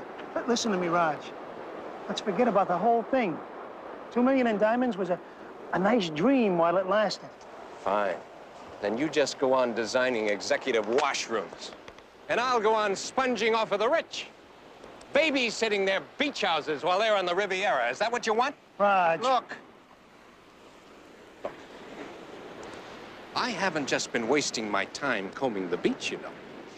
I found out that we can rent an office on the same floor as the Diamond Exchange. So? So? You know that building. You helped design it. Where are the ventilation ducts? Well, they run between the ceilings and the floors. So what is to keep us from using those ducts to get to the top of the vault and then cut our way inside? It's possible, isn't it, Al? Well, he could still reach the switch contacts, but it's possible. You bet it is. Oh, we'd need to be a little front money, you know. A couple of months' rent, security, equipment, a little extra to splash around. 10, 12,000 at the most. 10, 12,000? Where do you expect to get it? I thought we'd mortgage your home. My home? Sport, I'd mortgage this if it were mine. Hey, Raj, that house was left to Janet by your father. Now, that's all we've got. Is it all you want? Look, we're talking about investing 10 grand to get back 2 million. Hey, buddy. You remember what it was like in college, 4th down, seconds to go. You always went for the big one, and you used to get it too, didn't you? Raj. Hey, come on. Come on. Let's see the old arm. That was 15 years ago. Let it go! Let's see the bomb for the easy life! Let's see the old arm, hey! The bomb for the easy life!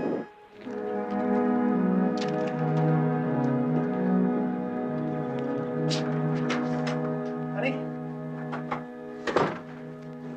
Darling. I've got something I want to talk to you about. Al.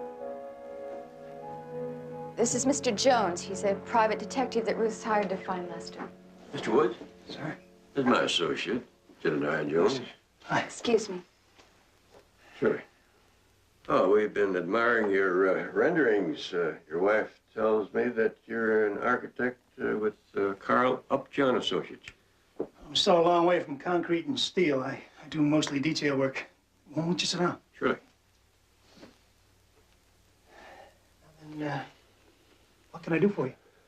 I understand that you are Lester Schiller's closest friend. I thought you might be able to tell us where he is. I haven't seen Lester in almost a week. But you were supposed to meet him for dinner the night he disappeared. That's right, but he never showed up. How do you know that? What? How do you know that he never showed up? According to his wife, you were working late that night and you never got to the restaurant yourself. I tried to call there several times to tell him, and, well, he never answered the page, so I just assumed. Yeah, I see. Look, did you try the health club? I mean, that's where he said he was going first. Hocus pocus time. That's what the manager of the health club calls it when a man tells his wife he's working out, but he's really out playing. But Lester never went to the health club that night. In fact, he hasn't been there in a month. That brings me to a question. Was he seeing another woman? Lester? Are you kidding? Yes, he was. Jan. Well, if it's going to help find him.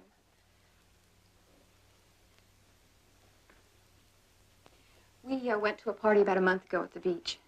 Ruth and Lester were there, and we were all introduced to this very pretty girl named Melinda. About 2 weeks later, Hal and I were out for dinner, and we saw Lester and Melinda sitting in the back of the bar. They didn't see us. They were too busy seeing each other. Miss Melinda, do you happen to know her last name? Marks. Melinda Marks. She said she was studying to be an actress. Do you know her address? No. Well, if she's an aspiring young actress, I'm sure she won't be difficult to locate. Thank you very much for your help. Pleasure.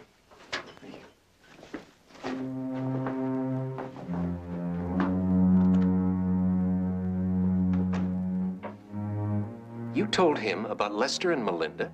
Janet told him I couldn't stop her. Raj, what are we gonna do? We're gonna break into that vault. What about Jones?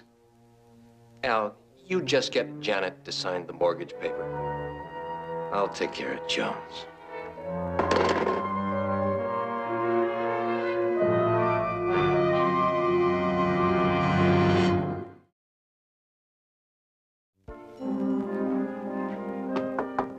Yes, who is it? Miss Marks? Yes? Barnaby Jones. Like to talk to you a minute? 1 minute, I'm on the phone. Lester, I better hang up. There's someone at the door. It's just that it's so sudden. I need time to think about it. Look, darling, give me the number of where I can reach you. Oh, all right, all right, all right. Yes, I promise. Lester, I love you. Goodbye. Yes? Miss Marks, I'm Barnaby Jones, private investigator. This is my associate, Jedediah Jones. I wonder if you could help us. Come on in.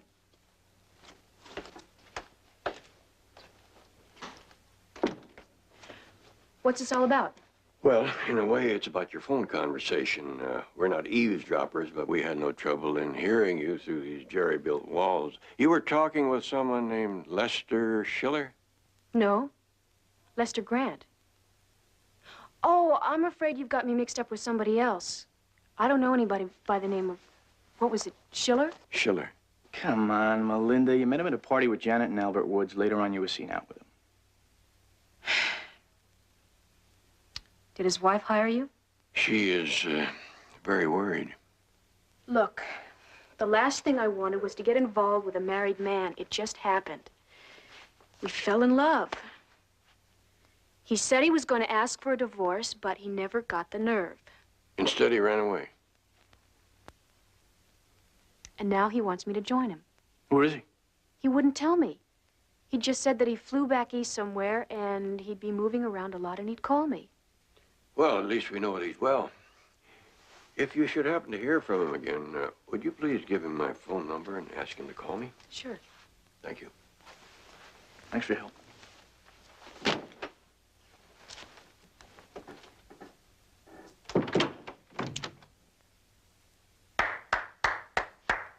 Who said there'll never be another Sarah Bernhardt?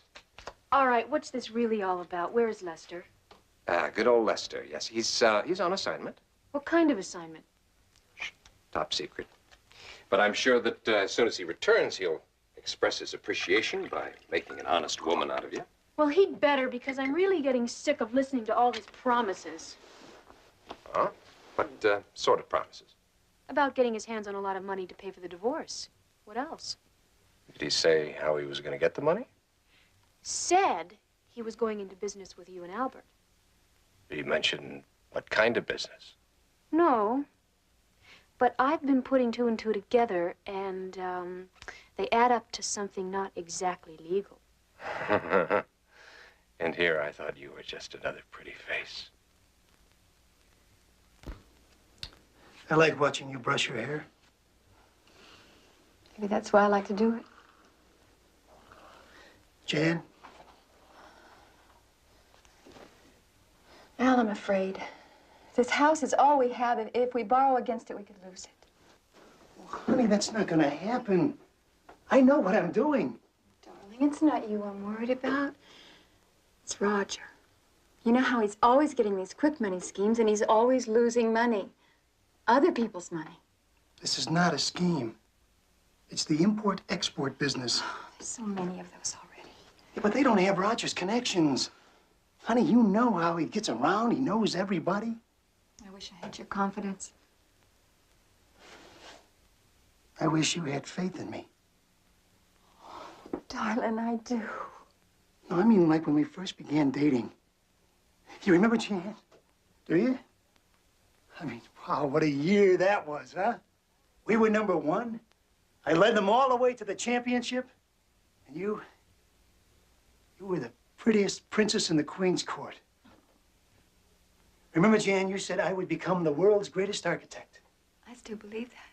And what's happened, honey? Where are all the tall buildings, huh? Where are the dreams? The success? It takes time. Maybe I just haven't got it. Al, I won't hear that. Now, wait. Now, listen to me. Maybe I'm just a draftsman after all. I mean, maybe I left it out there on the campus somewhere. I don't believe that. You don't want to believe it. But what if it's the truth? What have I got to look forward to? I mean, I'm only 37, and this is all I'll ever be.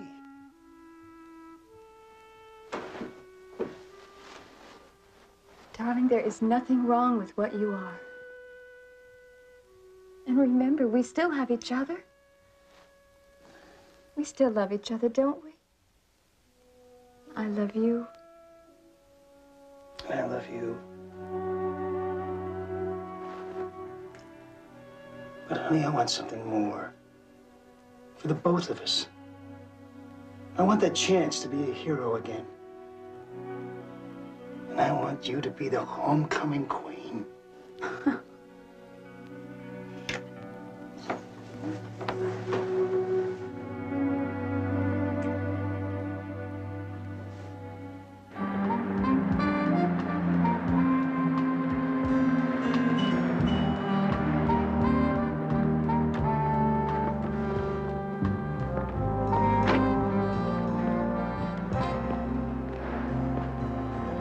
Any indication of how long it's been here? Well, I found the parking ticket. Front seat of the car. It's marked 12:45 on the night he disappeared. Looks like he took the Red Eye Express. It's like this bumper collided with something. Well, whatever it was, it sure was yellow. Yeah. Wasn't a car, though. How do you know that? Well, it's by paint. Cars have a high gloss enamel. Anything unusual inside? Take a look for yourself.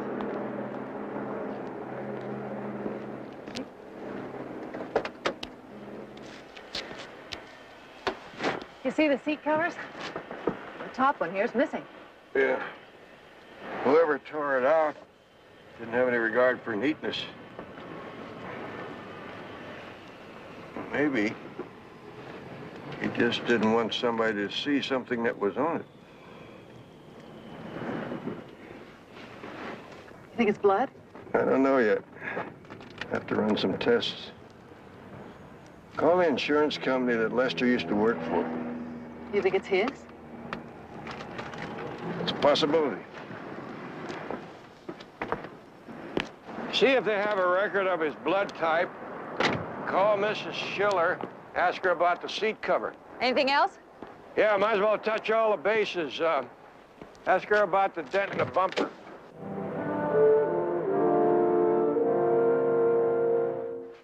Thank you. This one is a 6-carat marquise. It's a perfect stone.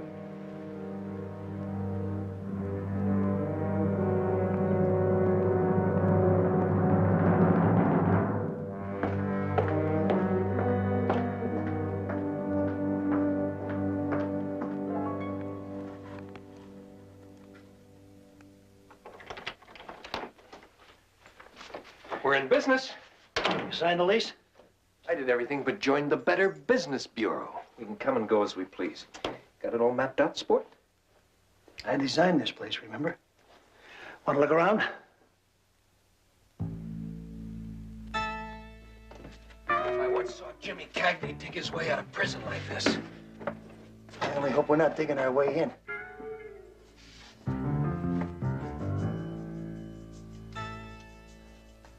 What's wrong? The end of the rainbow.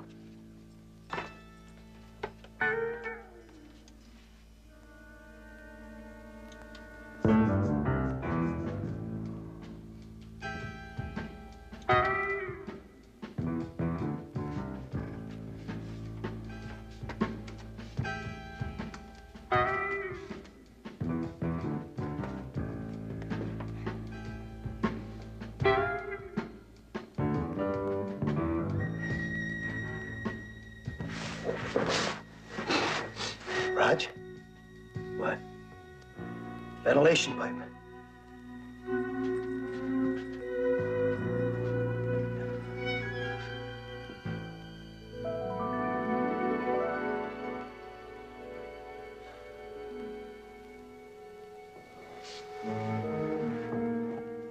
Sport.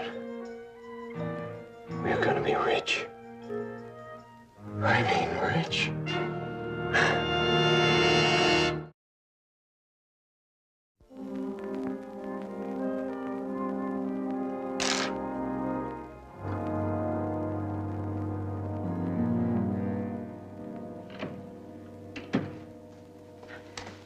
Barnaby.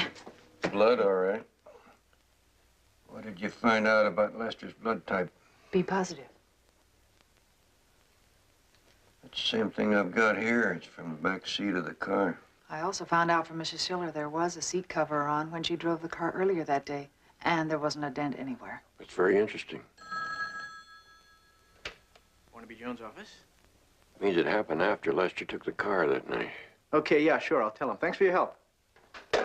Betty, I have a feeling that our runaway husband isn't running anymore. Barnaby, that was the police lab. They analyzed the yellow paint you found on Lester's car. They said it's a commercial type that the city uses to paint everything from road building equipment to street signs and fire hydrants. Betty, call the Department of Public Works. See if they have any report of damage to any of their equipment the night Lester disappeared. I'll get right on it. Jedediah, I think it's time that we gave Melinda another audition. Okay.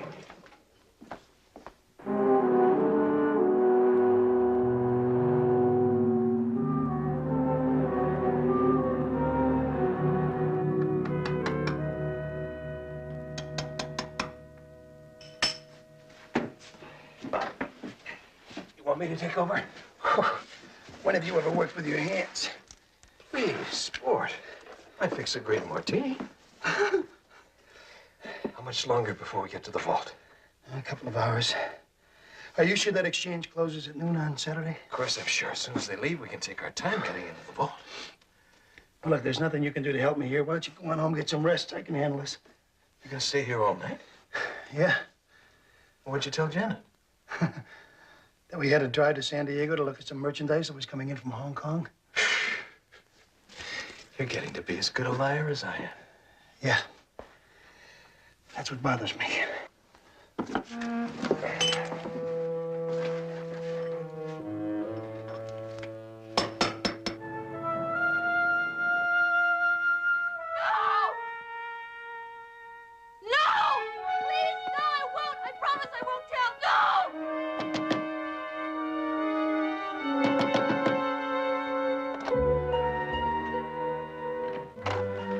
Mr. Jones.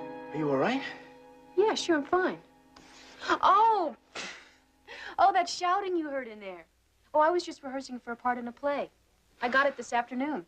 Well, congratulations. Thanks. It's not a very big part, but my agent says it's a good showcase.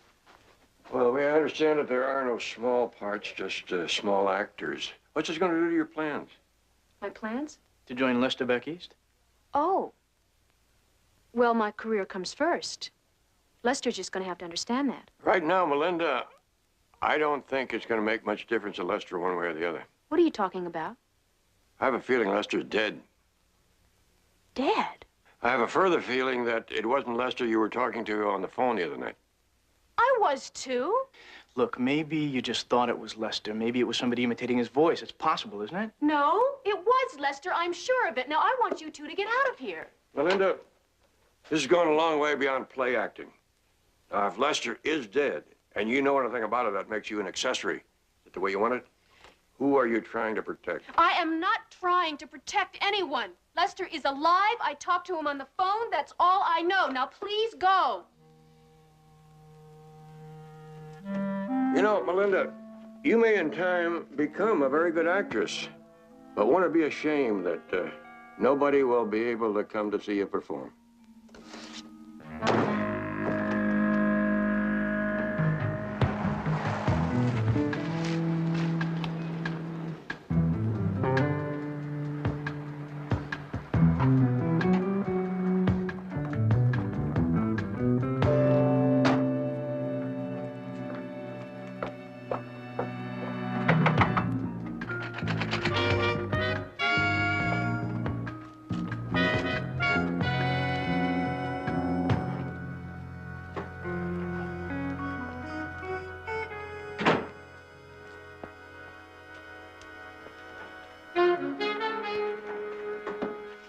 Roger? Roger. Roger. Roger, wake up. What time is it? 7:30. Roger, I've got to talk to you. Oh? Before or after? This is serious. Roger, that Detective Jones came to see me last night He did. And what did he want? to invite me to a funeral. Lester's. He said he had a feeling Lester was dead. Melinda, beautiful Melinda, would you take my word for it? Lester is very much alive. In fact, you're going to be seeing him tonight. See him where? Oh, a little party that I'm giving to celebrate our business venture and to split the profits. The way I figure it, your share, you and Lester, should come close to $100,000. $100,000. That should pay for his divorce and send both of you off into the sunset with a nice little nest egg, huh? Yeah. So, you think you can be ready around 8 o'clock tonight? With bells on. Good. I'll give you a call, tell you where to meet us. What else did this Jones have to say? He didn't believe I was talking to Lester on the phone that night. And he also thought I was trying to protect someone. Did he say who? No, he was fishing. And what did you say? I told him he was wrong. That's a good girl.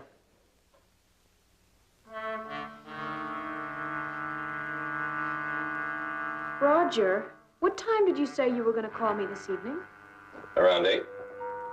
Where from? Over the pole on your way to Europe? That's right, Melinda. As you can see, it's a one-way ticket, and I'm leaving at 6 o'clock. Then it was all a lie. Everything you said. Lester never went away. He's dead, isn't he? Oh, was he ever really alive? Oh, my God. And you were going to leave me here to deal with Jones and the police? I'm sure you can talk your way out of it. You have a whole world of people you can use. I've used all mine. I've got to make it on my own now. You're not going to make it with my help. You're not going to use me the way you did the others. Melinda, please.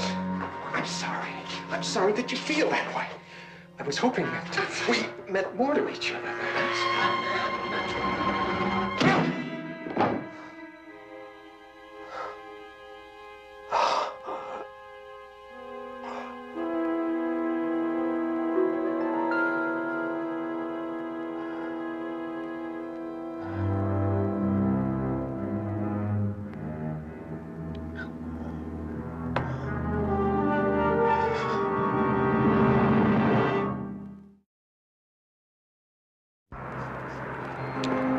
Morning. Good morning. I understand your fire hydrant got knocked off the other night. How'd it happen? If you mean, did I see who hit it, the answer is no, but I've got some suspicions. What kind of suspicion? Well, since it happened a short time after the break-in, and since the thieves left in such a hurry, I figure they might be the ones. Had a break-in that night? 3 of them. Caught them myself, up on the 2nd floor where they keep all the installation plans. Wounded one of them, but they managed to get away. Did they take anything? We went through those filing cabinets with a fine-tooth comb. Not a single set of plans was missing. Could they have photographed one of them? We thought of that, but there was no way of telling for sure. You get a good look at them? Like I told the police, it was dark. Look familiar? Darn if it don't look like the one I shot. Sure wouldn't want to swear to it, though. I wonder if we could take a look upstairs. You have to speak to Mr. Keller about that. Right in the main building. Thank you very much.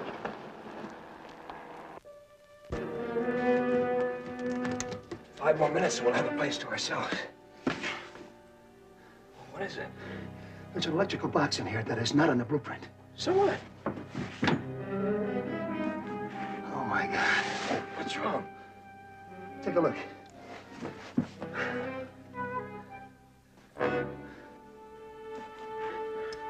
What is that? High-intensity light beams. Break any one of them and it sets off the alarm. Well, why haven't we seen them before? Because we never looked at the vault with the door closed before. That's what activates them. Well, why weren't they on the plans? because they were installed by a different company. Well, can't you cut some wires or neutralize it in some way? Not as long as the door's closed. Any interruption of the circuit, the alarm goes.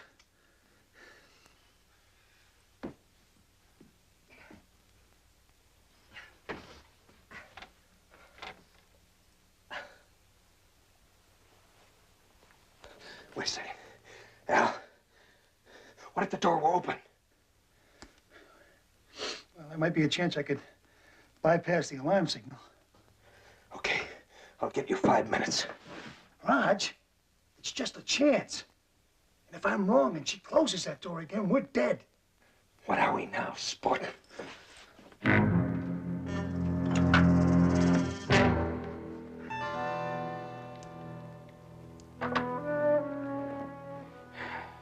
Well, any idea where you want to start, Mr. Jones? I'll start with a hunch. You do any work for Carl Upjohn Associates? Sure, they're one of our best customers. These are their files over here. Which one? All of them. I was afraid of that.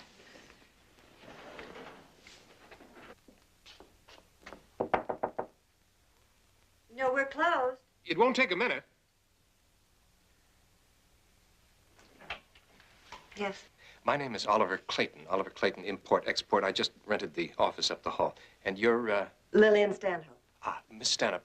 I just received a call from a client of mine in Toronto asking me if I could locate a 10-carat emerald-cut diamond. And I thought you might have one? Yes, well, we have several. If you'd like to come in on Monday. No, I'm afraid that would be too late. I told him I'd let him know today. Well, tell him yes. Now, if you're concerned about the quality, I assure you that... No. I'm sure that it's perfect, but since he's a very good client, before giving my word, I felt I should at least take a look at it myself. Oh, well, of course, the transaction would be in cash, and as for a receipt... Come in. Please sit down. Thank you.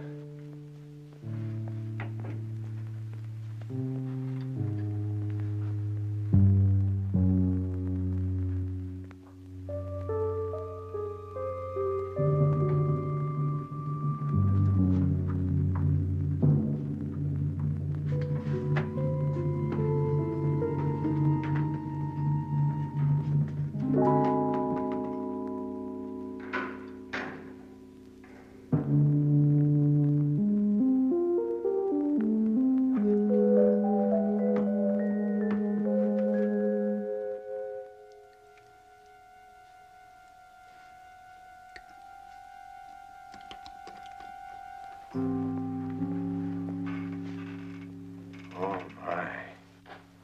Have you got a loop? Oh, of course. Thank you.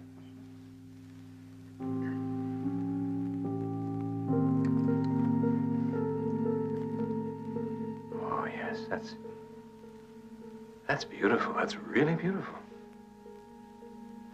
How much does it cost? 75,000.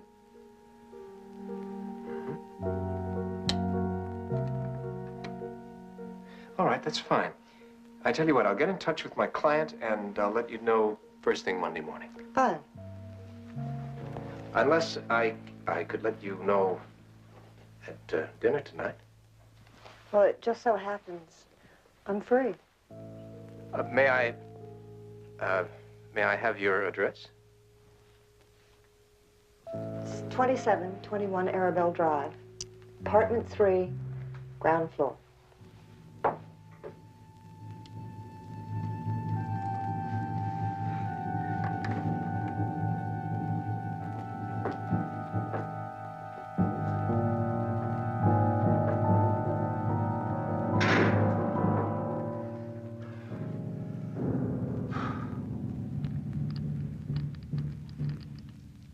So, I'll see you then around 8? Fine.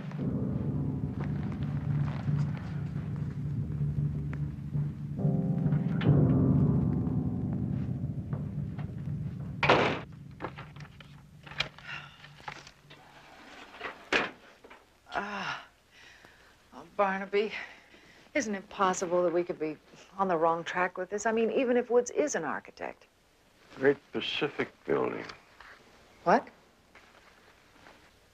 You know, of all the buildings that Upjohn designed, looks like this one houses the crown jewels. Continental Diamond Exchange. Mr. Johns, that vault's foolproof, even with the plans. Yeah, I've heard that before. Betty, call Jedediah. Tell him to meet me at the Great Pacific Building. Shall I notify the police? No. In case I'm on the wrong track, I don't want to be towing the super chief.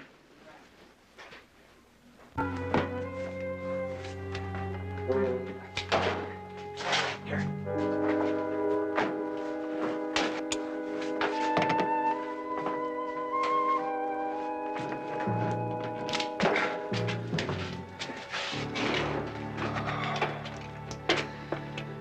You still think I'm crazy?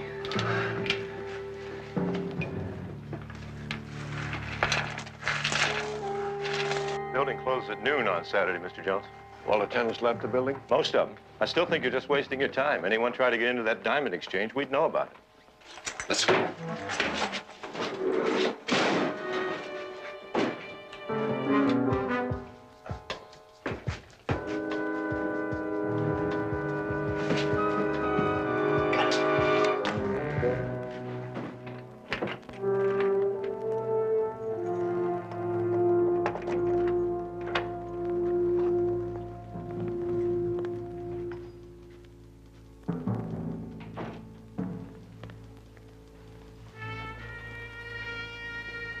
Satisfied?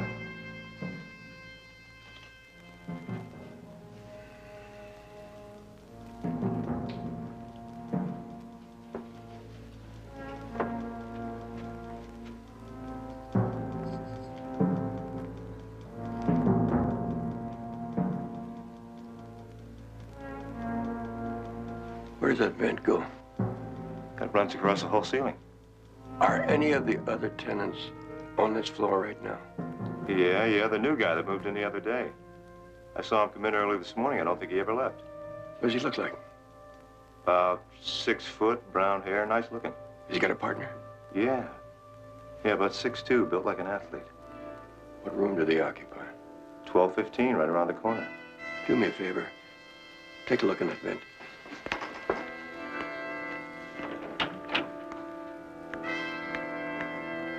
Come on, let's go. Just trying to go on business for yourself?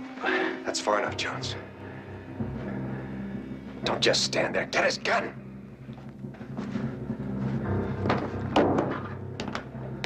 Move it! Hey. Okay, Jones, let's go. Get the elevator. By now, I figure this building is surrounded by police. For your sake, Jones, I hope you figure wrong.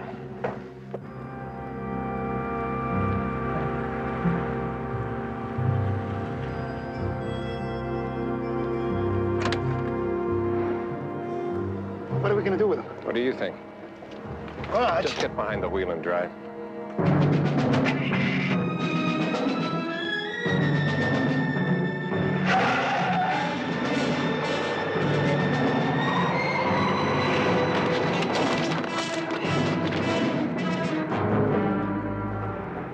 I wouldn't do that. Might be the biggest mistake of your life.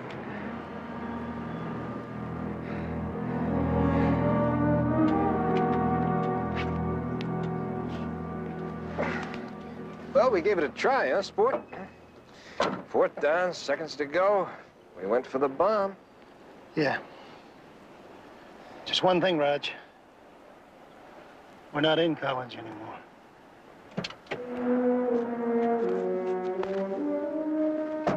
Mr. Jones?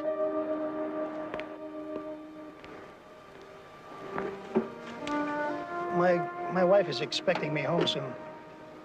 And I'd rather she didn't hear about this from the police. Well, if you like, I'll go by and tell her myself. Thanks.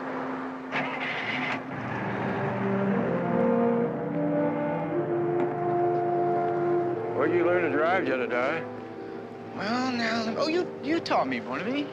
Remember when you came to visit Chicago a couple of summers back? Ah, yeah. Well, that just proves there's no substitute for good training.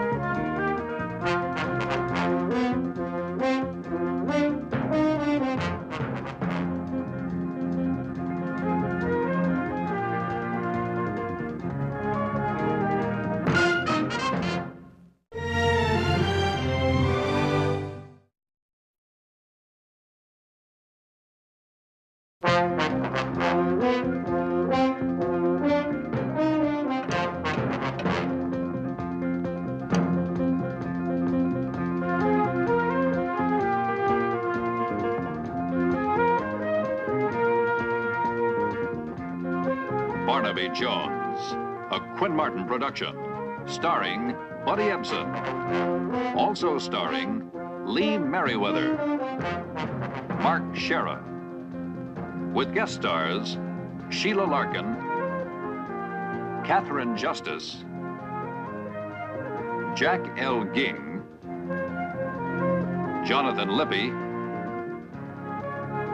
Fred Sadoff. Tonight's episode, Sister of Death.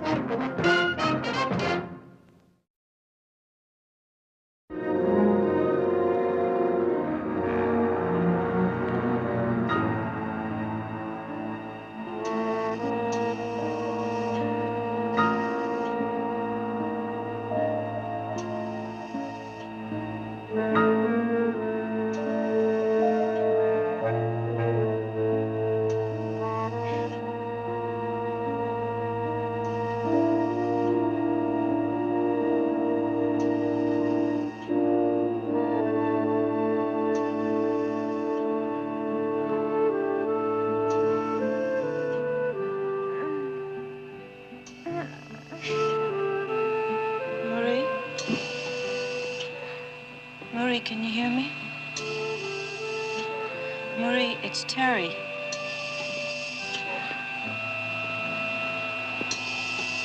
Sister, I'm sorry. She never will. Will she die? No. Her vital signs are stable. Well, I don't understand. You said her tests look promising. You told the reporters. The final results are in. The brain damage is irreversible. I'm sorry to have to tell you this, but your sister will never come out of this coma. How long can she live in this kind of limbo? On life support system? Indefinitely. Oh, God, that's terrible. Why don't you let her go? They only teach us to prolong life, sister. All they've taught you to do is to prolong death. Hospital policy has taken those decisions out of our hands. If the plug were pulled on that machine, she would die, right? Most likely. Then it's God's will that she die. I cannot speak for God. I can only speak for man.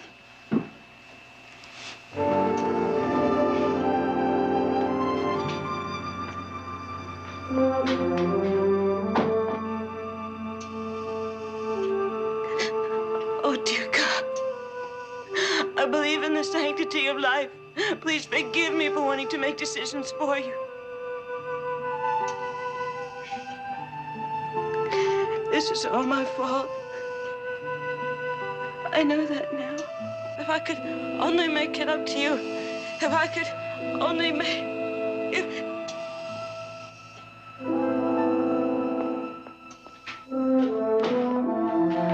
Sister, It was all my fault. Fourth floor west.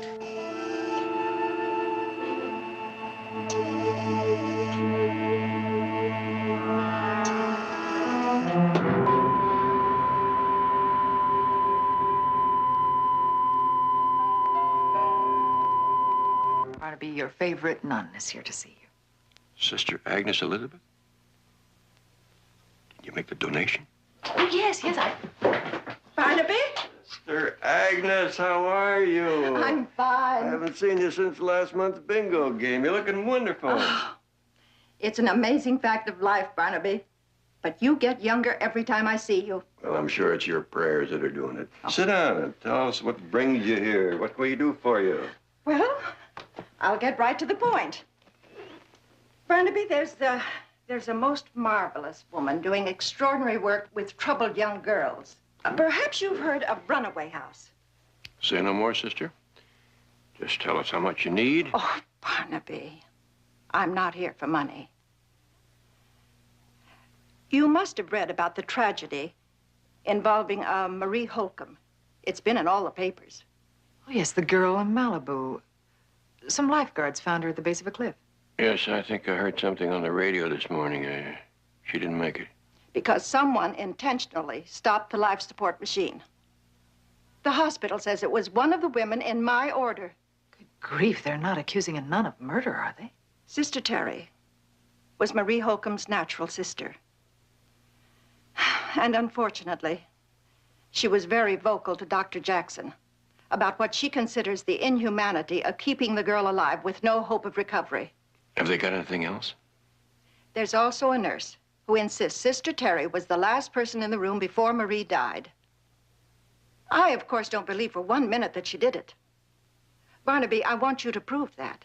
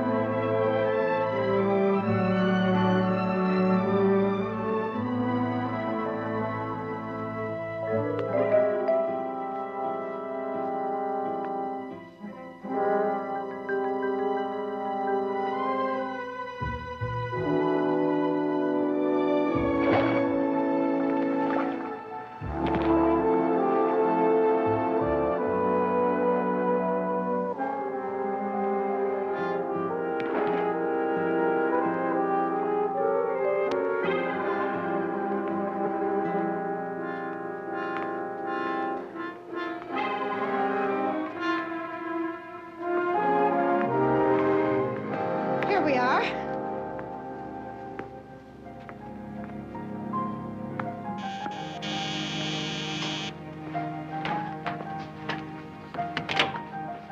Sister Terry. Oh, please come in. This is Barnaby Jones, an old friend. How do you do? How do you do? I'm sorry about your sister. Thank you. Barnaby's a private investigator.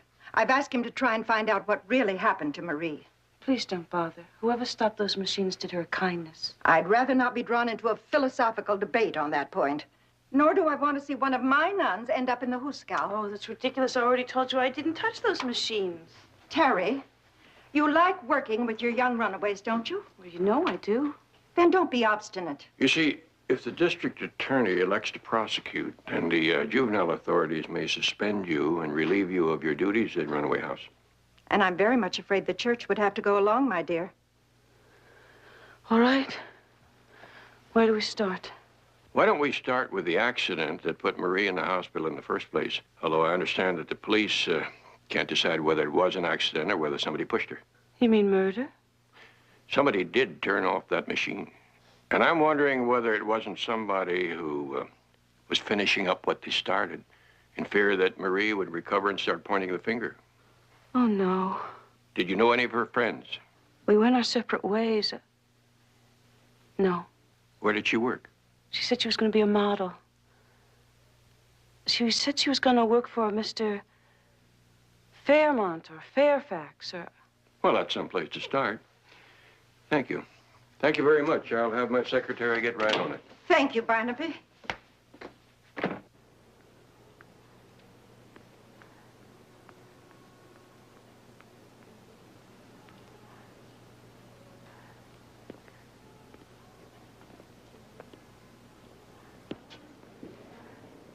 Something I can do for you? I'm the manager here. Oh, my name is Rawson. You wouldn't happen to have a vacancy? Well, I'll have a deluxe in a couple of days after it's cleaned. All I got right now is one bedroom in the back. Well, I'm sure that'd do. You know, the first time I saw this courtyard from the street out there, it reminded me of the days when I was stationed in Hawaii. Now, if you just had a couple of Hawaiian hula dancers. No, no, no, not that scarf. Have you no eye for color? I clearly said the blue, the blue. Come here.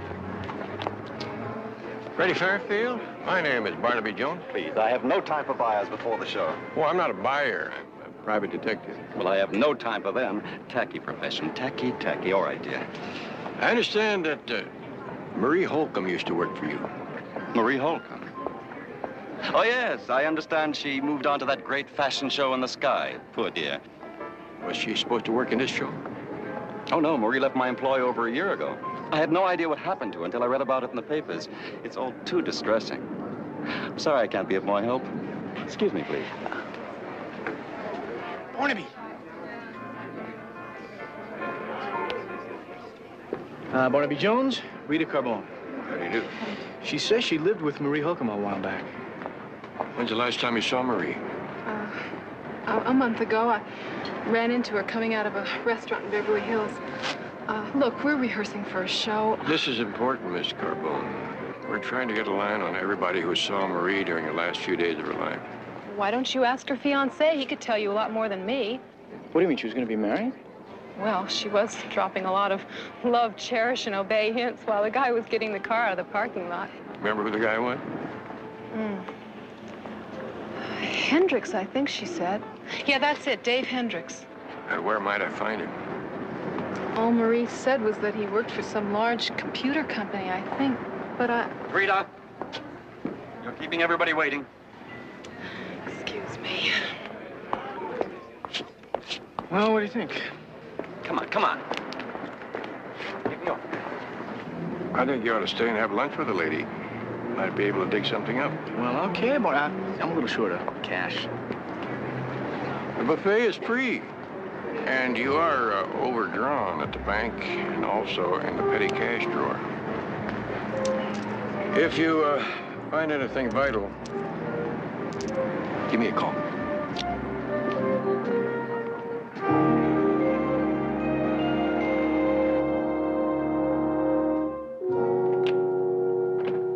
Mr. Jones, sorry to keep you waiting. It's been a little hectic around here getting moved into this new office and everything.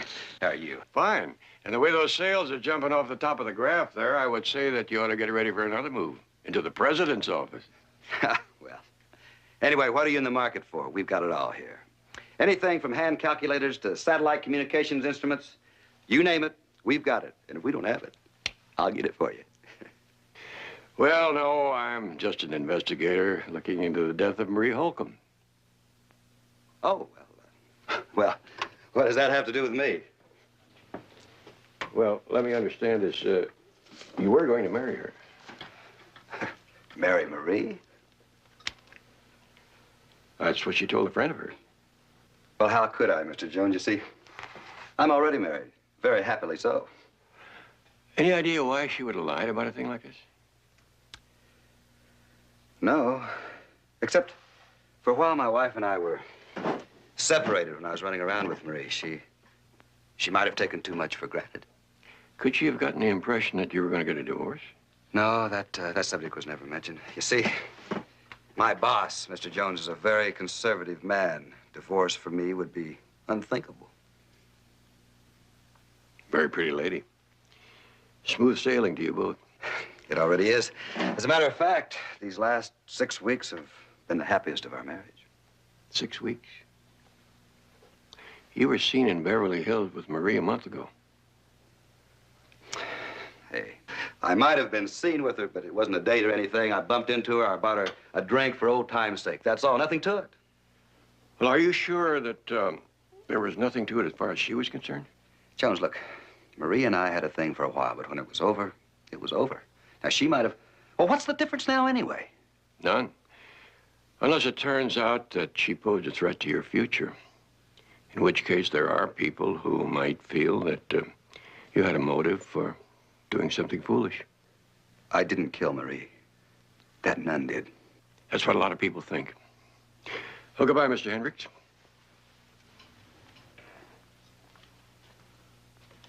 I'll be seeing you.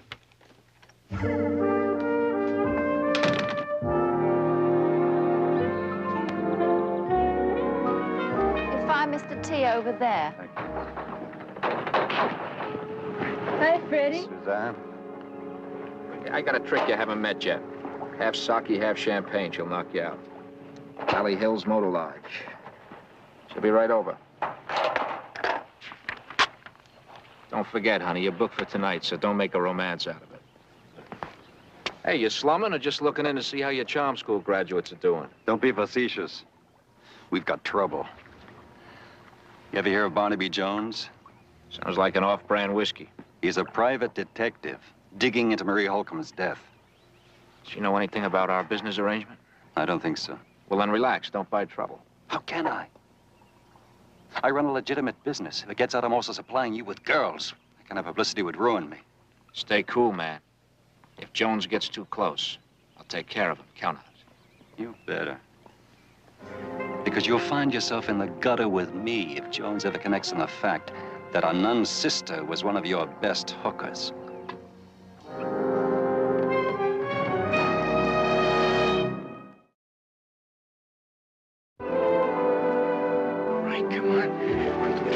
Away, nobody will find us, and here is a very good spot. Freddie catches us when he gets back, he'll throw a fit. What are you worried about? Beautiful girl like you, get a modeling job anywhere, huh? Not if Freddie Fairfield bum raps you around town. He's done it before. You mean like Marie, for instance? Is that why she quit modeling after she left Fairfield's stable? You know, I didn't expect this was love at first sight. But it can be the start of something really groovy. If you'll just stop asking me about Marie. What is it? What's the matter? Why does talking about her make you so uptight? On his way. Look, I better get back. Showtime's in 10 minutes. Look. Did you know that Marie had a sister? Yeah, the nun. A saint and a sinner. Boy, somebody could write a book. What do you mean a sinner? What do you mean, she had her share of trouble? Honest, JR, Freddie'd come down real hard on me if he knew I was blabbing about his models, past or present. Look. Now, Marie's sister's doing a lot of good for runaway kids. Huh? And I know you would not feel very good about yourself if you let all that come to a grinding halt. If you say I helped you in any way... Scout's honor. I promise. Try Suzanne Montaigne. She moved in with Marie after me. All right. Where do I find Suzanne Montaigne? Here. Call this number. If you have the price, she'll find you.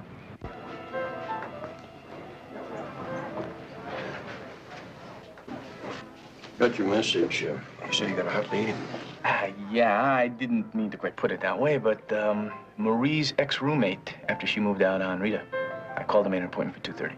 Oh, it's 2:30 now. Hadn't we better go? No, gonna meet her here. Here? Jedediah, I don't think you're aware that your expense account is bursting at the seams. Yeah, well, I meant to talk to you about that, Barnaby. This is gonna cost about $100. $100? Yeah, it's what they call the going rate. Going rate for what? Come on, Barnaby, you know what I'm talking about. The.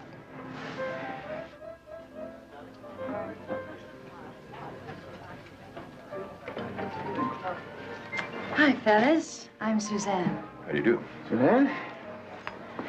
Well, which one is, Mr. Jones? Yes. Well, I am. We both are. Oh, come on now. It would be easier if one of you was, Mr. Smith. That's what most of my clients call themselves. Well, we see, we're both named Jones. We're related. I'm Barnaby Jones. He's Jedediah. And I understand that we have a $100 misunderstanding. Oh, come on, that's the going rate. Yeah, I don't mind paying the going rate for some information. What kind of information? About your ex-roommate, Marie. You two fuzz or something? Private. We're looking into her death. Well, I moved out on Marie about 2 months ago. I don't know anything else except what I see on the tube. That apartment where you and Marie lived is rather an expensive apartment. Now, when Marie provided her half of the rent, did she get that from the same line of work? You ever hear the word ethics? In my line of business, it means you keep your mouth shut. And you keep that 100. Maybe Mr. T will give us the information. You know about him? Wait a minute, who's Mr. T? Jedediah is new in town. You see, in these parts, when girls like Suzanne and Marie want to operate, they can only do it through Mr. T's stable, or they don't operate, right? If you know Mr. T, then you know how rough he can make it on girls stalking out of school. Marie is dead. Somebody tried to push her off a cliff, and then later somebody pulled the plug on the machine that was keeping her alive. That adds up to murder. Now, did she or didn't she work for him? Well, yes, up until a few weeks ago. And then she quit. Why had Mr. T like that? He doesn't like people walking out on him. Like I told you, he can make it pretty rough. That's all I'm saying. Goodbye.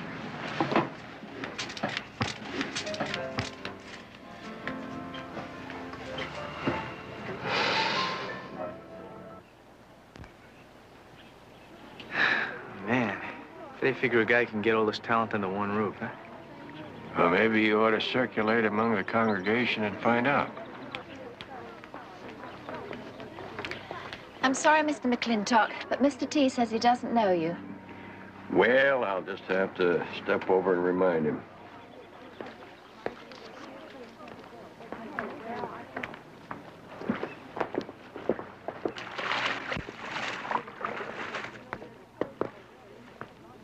Like I told the maid, I don't know no McClintock from Dallas. Oh, they're good enough to get me through the front door. From now on, I'll just be Barnaby Jones, private investigator.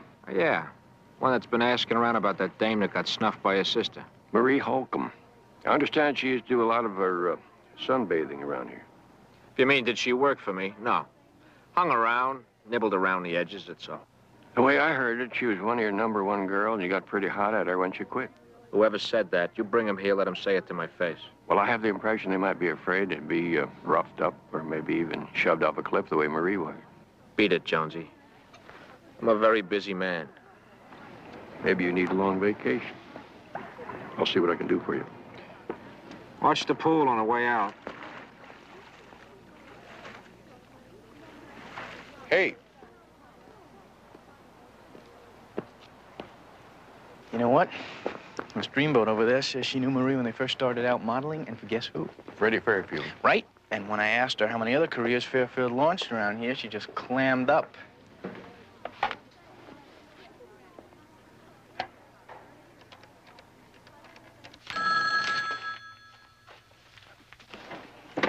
Hello? Listen to me, you crumb. If I take heat, I ain't taking it alone. Hey, wait a minute. What are you talking about? Don't play games, sucker. Barnaby Jones was just here. You think I put him on to you? Nobody else would have the guts to try to tie me to Marie. I didn't do it, I swear. Hear me, pal, hear me good. If I go down, I don't go down alone.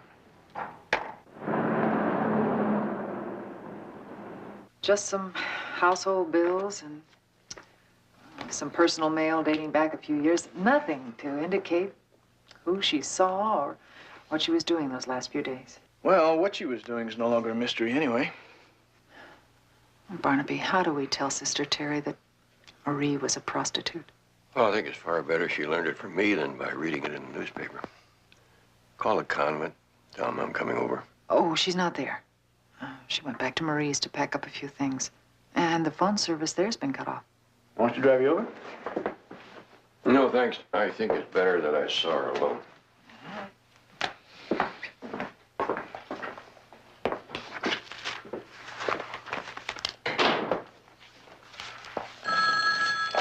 I got it. Barnaby Jones' office? This is Mr. T. I want Jones. Barnaby just stepped out. You'll have to call back. I'm sorry. Look, pal, this is important. I got information that's going to save him, and especially me, a lot of aggravation. Like, I think I know who pulled the plug on Marie Holcomb. So tell me where he is, because it won't wait. All right. He's on his way to Marie's apartment now, but the phone's been disconnected there. Marie's place. Okay, I'll catch him there.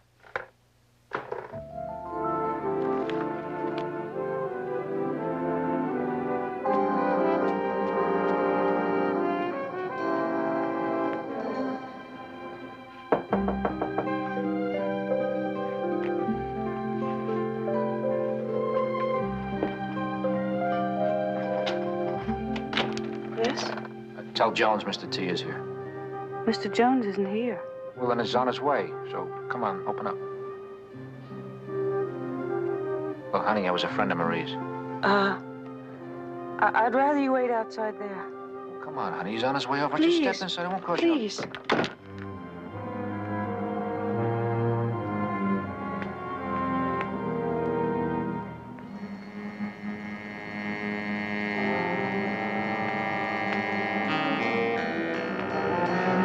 What are you doing here?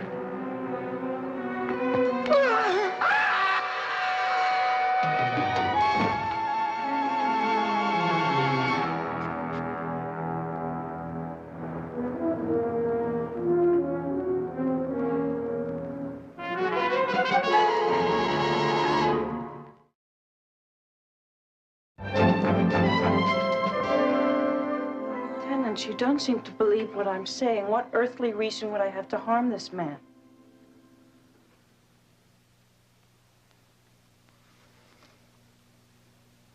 He was a well-known procurer. Your sister worked for him. Now, some people might put that all together and make a pretty good revenge motive out of it. She worked for that man? I was hoping you wouldn't have to learn about it like this. Well, I knew she was headstrong, promiscuous. I guess I just didn't want to believe anything more. Lieutenant, don't you think Sister Terry's been through enough today? Yes. All right, you can go now. I'm sorry I'm the one that has to put you through this. Well, I'll be at the convent if you need me.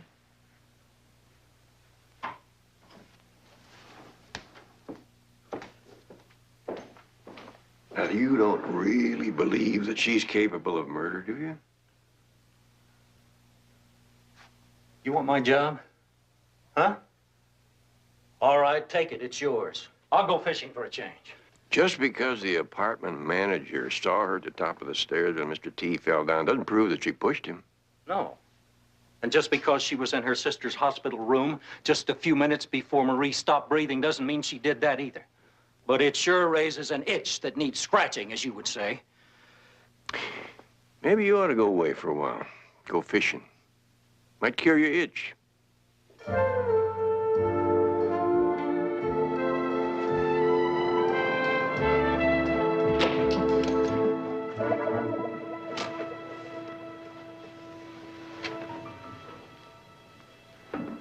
I'm going to call Barnaby from the manager's office. Sister, don't touch anything.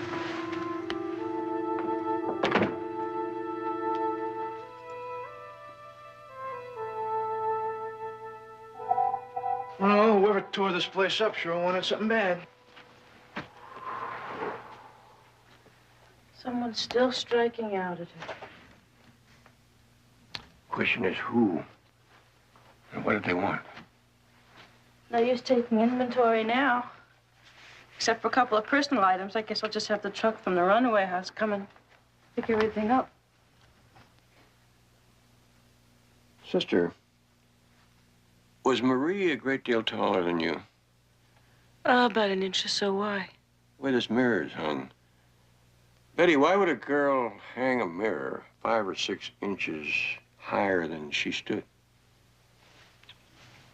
No reason that I can think of.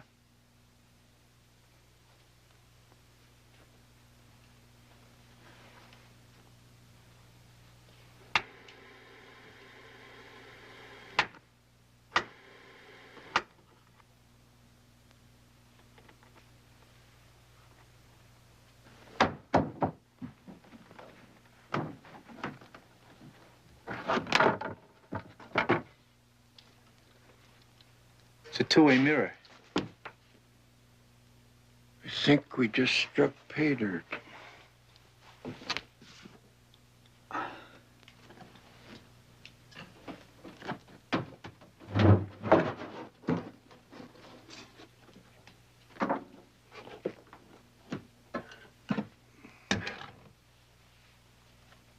Hidden camera. A videotape recorder. Empty. The way it was angled, it was aimed right at the bed. Remote control device. Blackmail. I don't think I can handle much more of this. I'm sorry, sister. Maybe Betty should take you home. Yes.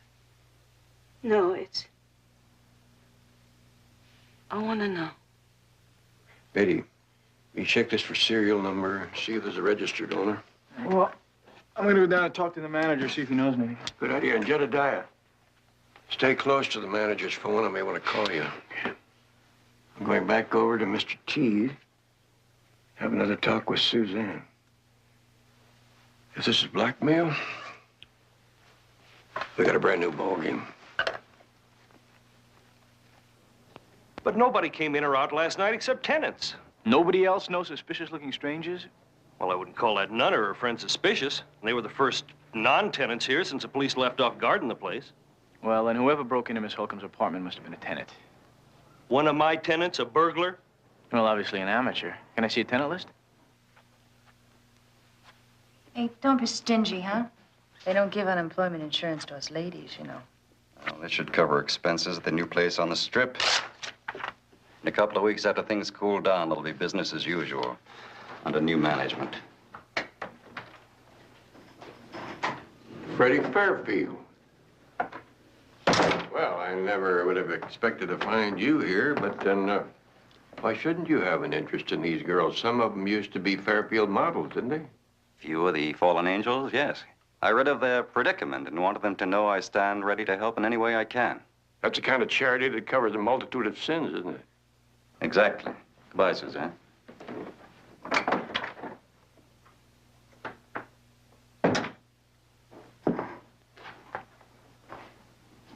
You drop in here often? Not as often as you. The possibility arises that Marie's and Mr. T's deaths were mixed up in a blackmail operation. Do you know anything about that? Sometimes things get a little kinky around here, but that's as far as it goes. It might clear things up if I knew exactly where Mr. Fairfield fits in around here. I don't mean his supplying girls for Mr. T. It's more serious than that. You hear that?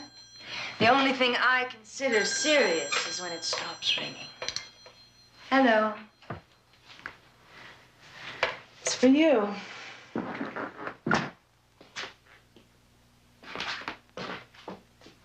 Yes. I traced the serial number of the camera, and I turned up a warranty, and guess who it's registered to? Teletext Computer Company. Fascinating. The way your sales took that sensational jump 3 months ago. That's just about the time you told me that you loaned the camera to Marie Holcomb, isn't it? I didn't keep track of the date. Tell me, does Teletext Computers make a practice of lending their equipment to blackmailers? Now, you just hold the phone. I told you that I didn't know what she was going to do with it. A careful, cautious man like you, and you didn't know. That story's kind of hard to swallow by disinterested folks like Lieutenant Biddle down at police headquarters. Oh, now, come on. We don't have to bring the police into this. Knowing a Lieutenant Biddle, I can understand your concern. He might even think you were in it with Marie. Why don't we ask him? No. I mean, okay, but it was Marie's idea. Look, I deal with a lot of out-of-town buyers, and out-of-town buyers, they like to come get loans. and they want to have some fun, so I'd send them over to Marie. And along about morning, she'd tell them they have just become moving picture stars. Look, Mr. Jones, can we just keep the police out of this, please? No. But you can make it a lot easier on yourself by demonstrating that you're willing to be cooperative. How? By telling me the names of everyone you and Marie shook down. You have a nice flight now, Mr. Wilson. Right.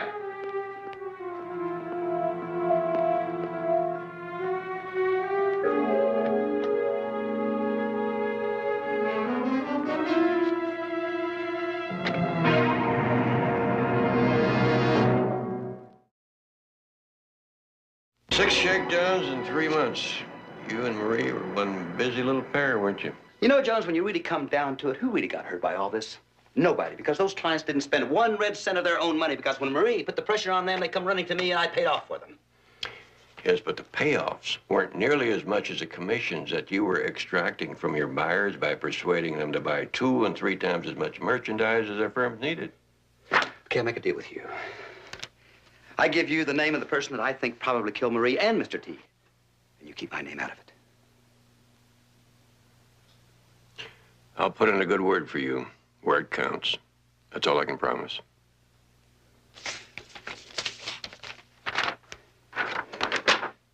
John Kevin Clausen, Colonel, U.S. Air Force Procurement. Sounds like it could be a federal case. Wouldn't even make a drop in the defense budget. Yeah, I know. Nobody hurt but us taxpayers. Why him in particular? Well, this is the way it comes down. I sign a big contract, I pay off Marie, Marie gives the client the tape. But Marie... sweet, greedy Marie, she started making extra copies of the tapes. And she gave the colonel the old double squeeze.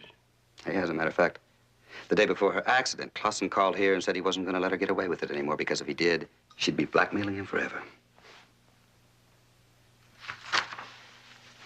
Call for you. Thank you.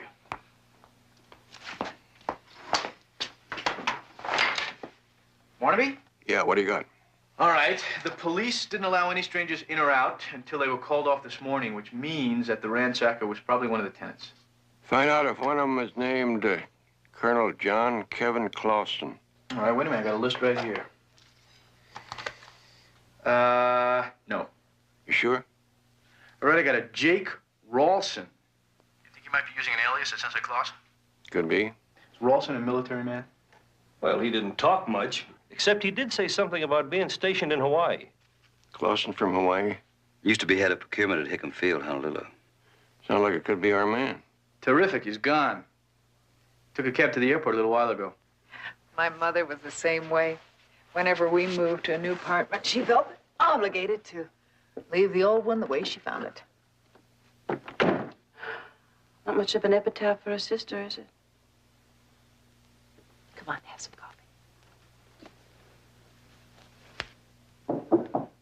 coffee. Come in, it's open. Excuse me, please. The other lady, will she keep the apartment? What lady? Miss Marie Sprain. If she doesn't, the manager wishes her to return the key. What's she talking about? Well, I remember Barnaby saying that Suzanne Montaigne shared the apartment up until a couple of months ago. Is that the woman Barnaby went to this Mr. Tease to talk to? The same. I'm gonna go talk to her. Please, Sister Terry, it's really not the kind of place you should go to. I've got to stop burying my head in the sand. If this woman can help me understand why Marie did what she did, well, then maybe I can help my runaway kids from doing the same thing. All right, let's go. Someone's got to be here when the truck comes to pick up these boxes. Would you mind? Are you sure you want to do this? All right, here, take my car. Thank you.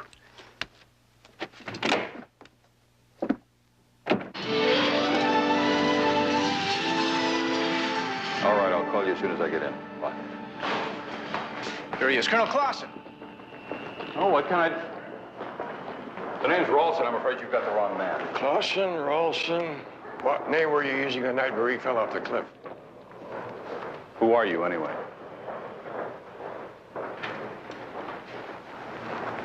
I was at the Veterans Hospital for a checkup overnight. It's in the record. Well, now, being a non-veteran myself, Colonel, I know that a man can easily slip out of a hospital for a couple of hours if he wants to, bad enough. Or to go through a dead girl's apartment looking for a piece of videotape. Damn it, if you know that much, you must know that the Air Force is my life. This could stir up a congressional investigation and ruin my whole career if that tape falls into the wrong hands. What do you mean, if that videotape falls in wrong hands? Did you find a copy in Marie's apartment? Well, if I did, I wouldn't be flying home to sit by the phone and wait for her partner to name her price. Her? A woman? Well, who is it? What's her name? Red is the only name Marie called her by. A redhead. And she was there when you got to the apartment? Yeah, I got the impression that she lived there or used to.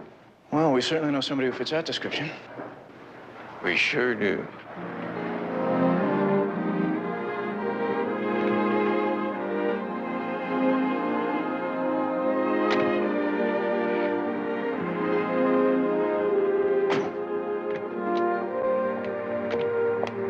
Sister, the church hasn't taken over the lease on this house, is it?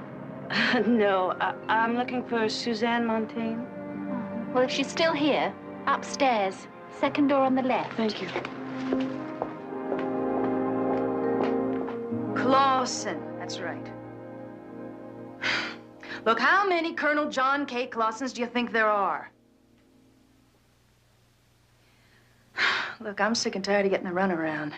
Now, I was told he was due back there in Washington 4 days ago. All right. Now, you tell the Colonel for me that the next time I call, he better be in, or else some very interesting tape will turn up in embarrassing places. That's right, videotape. He'll know what I mean. Who the hell are you? Marie's sister. Those tapes you were talking about, she's in them, isn't she? Hey, look, everybody's got to be out of here by 2 o'clock. I knew she couldn't have thought up a blackmail scheme like that by herself. Someone like you would have to put her up to it. Honey, don't kid yourself. It was her idea all the way. And then when we got ready to really make it pay off, she got cold feet. I remember now.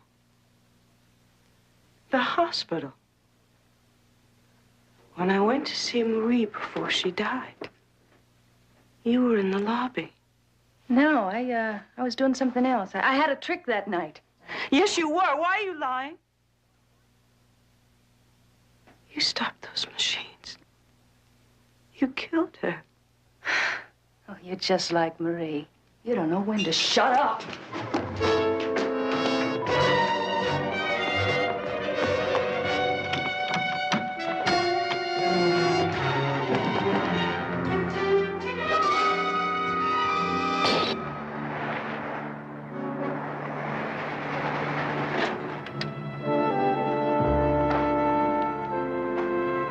Betty here?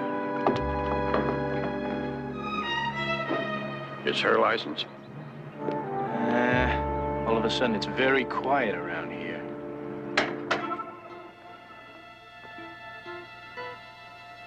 You take me upstairs.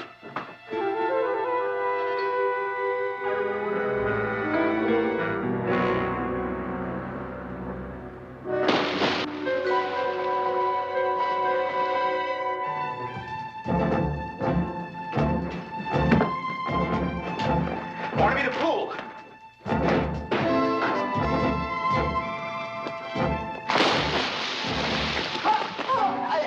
I have to phone for help. Phone right over here.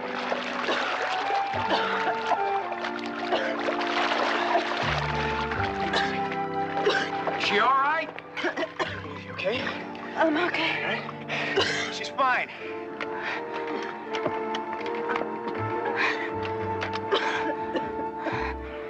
Lieutenant Biddle, please.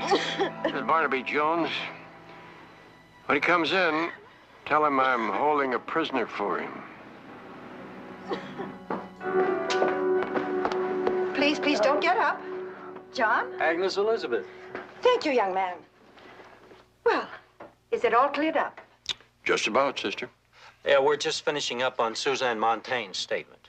Are the kids at the runaway house waiting for me to start the charity bazaar? Yes. Well, there's not much more to tell. When Marie told her she wanted out of the blackmail scheme, Suzanne went wild. They had a fight, and whether she meant to or not, Suzanne pushed Marie over that cliff. Something still puzzles me, Barnaby. Why did Suzanne kill Mr. T? Well, apparently, Suzanne overheard a phone call that Mr. T made to me in which he said he thought he knew who killed Marie, and she panicked. Well, I'd like to thank all of you. And before we go, Runaway House is raffling off 2 round-trip tickets to the San Diego Zoo. John, I'm certain your associates would be highly pleased if you purchased 1 for each of them. And you, young man, how many would you like? Oh, well, I would love to spring for one, sister. Really, I would. But I'm overdrawn at the bank, right, Barney? Rest assured, my friend, Barnaby is not to be outmatched by Lieutenant Biddle's generosity toward his staff. Isn't that true, Barnaby? Of course. How many tickets is Lieutenant Biddle taking? About 20. Take about 21. 21.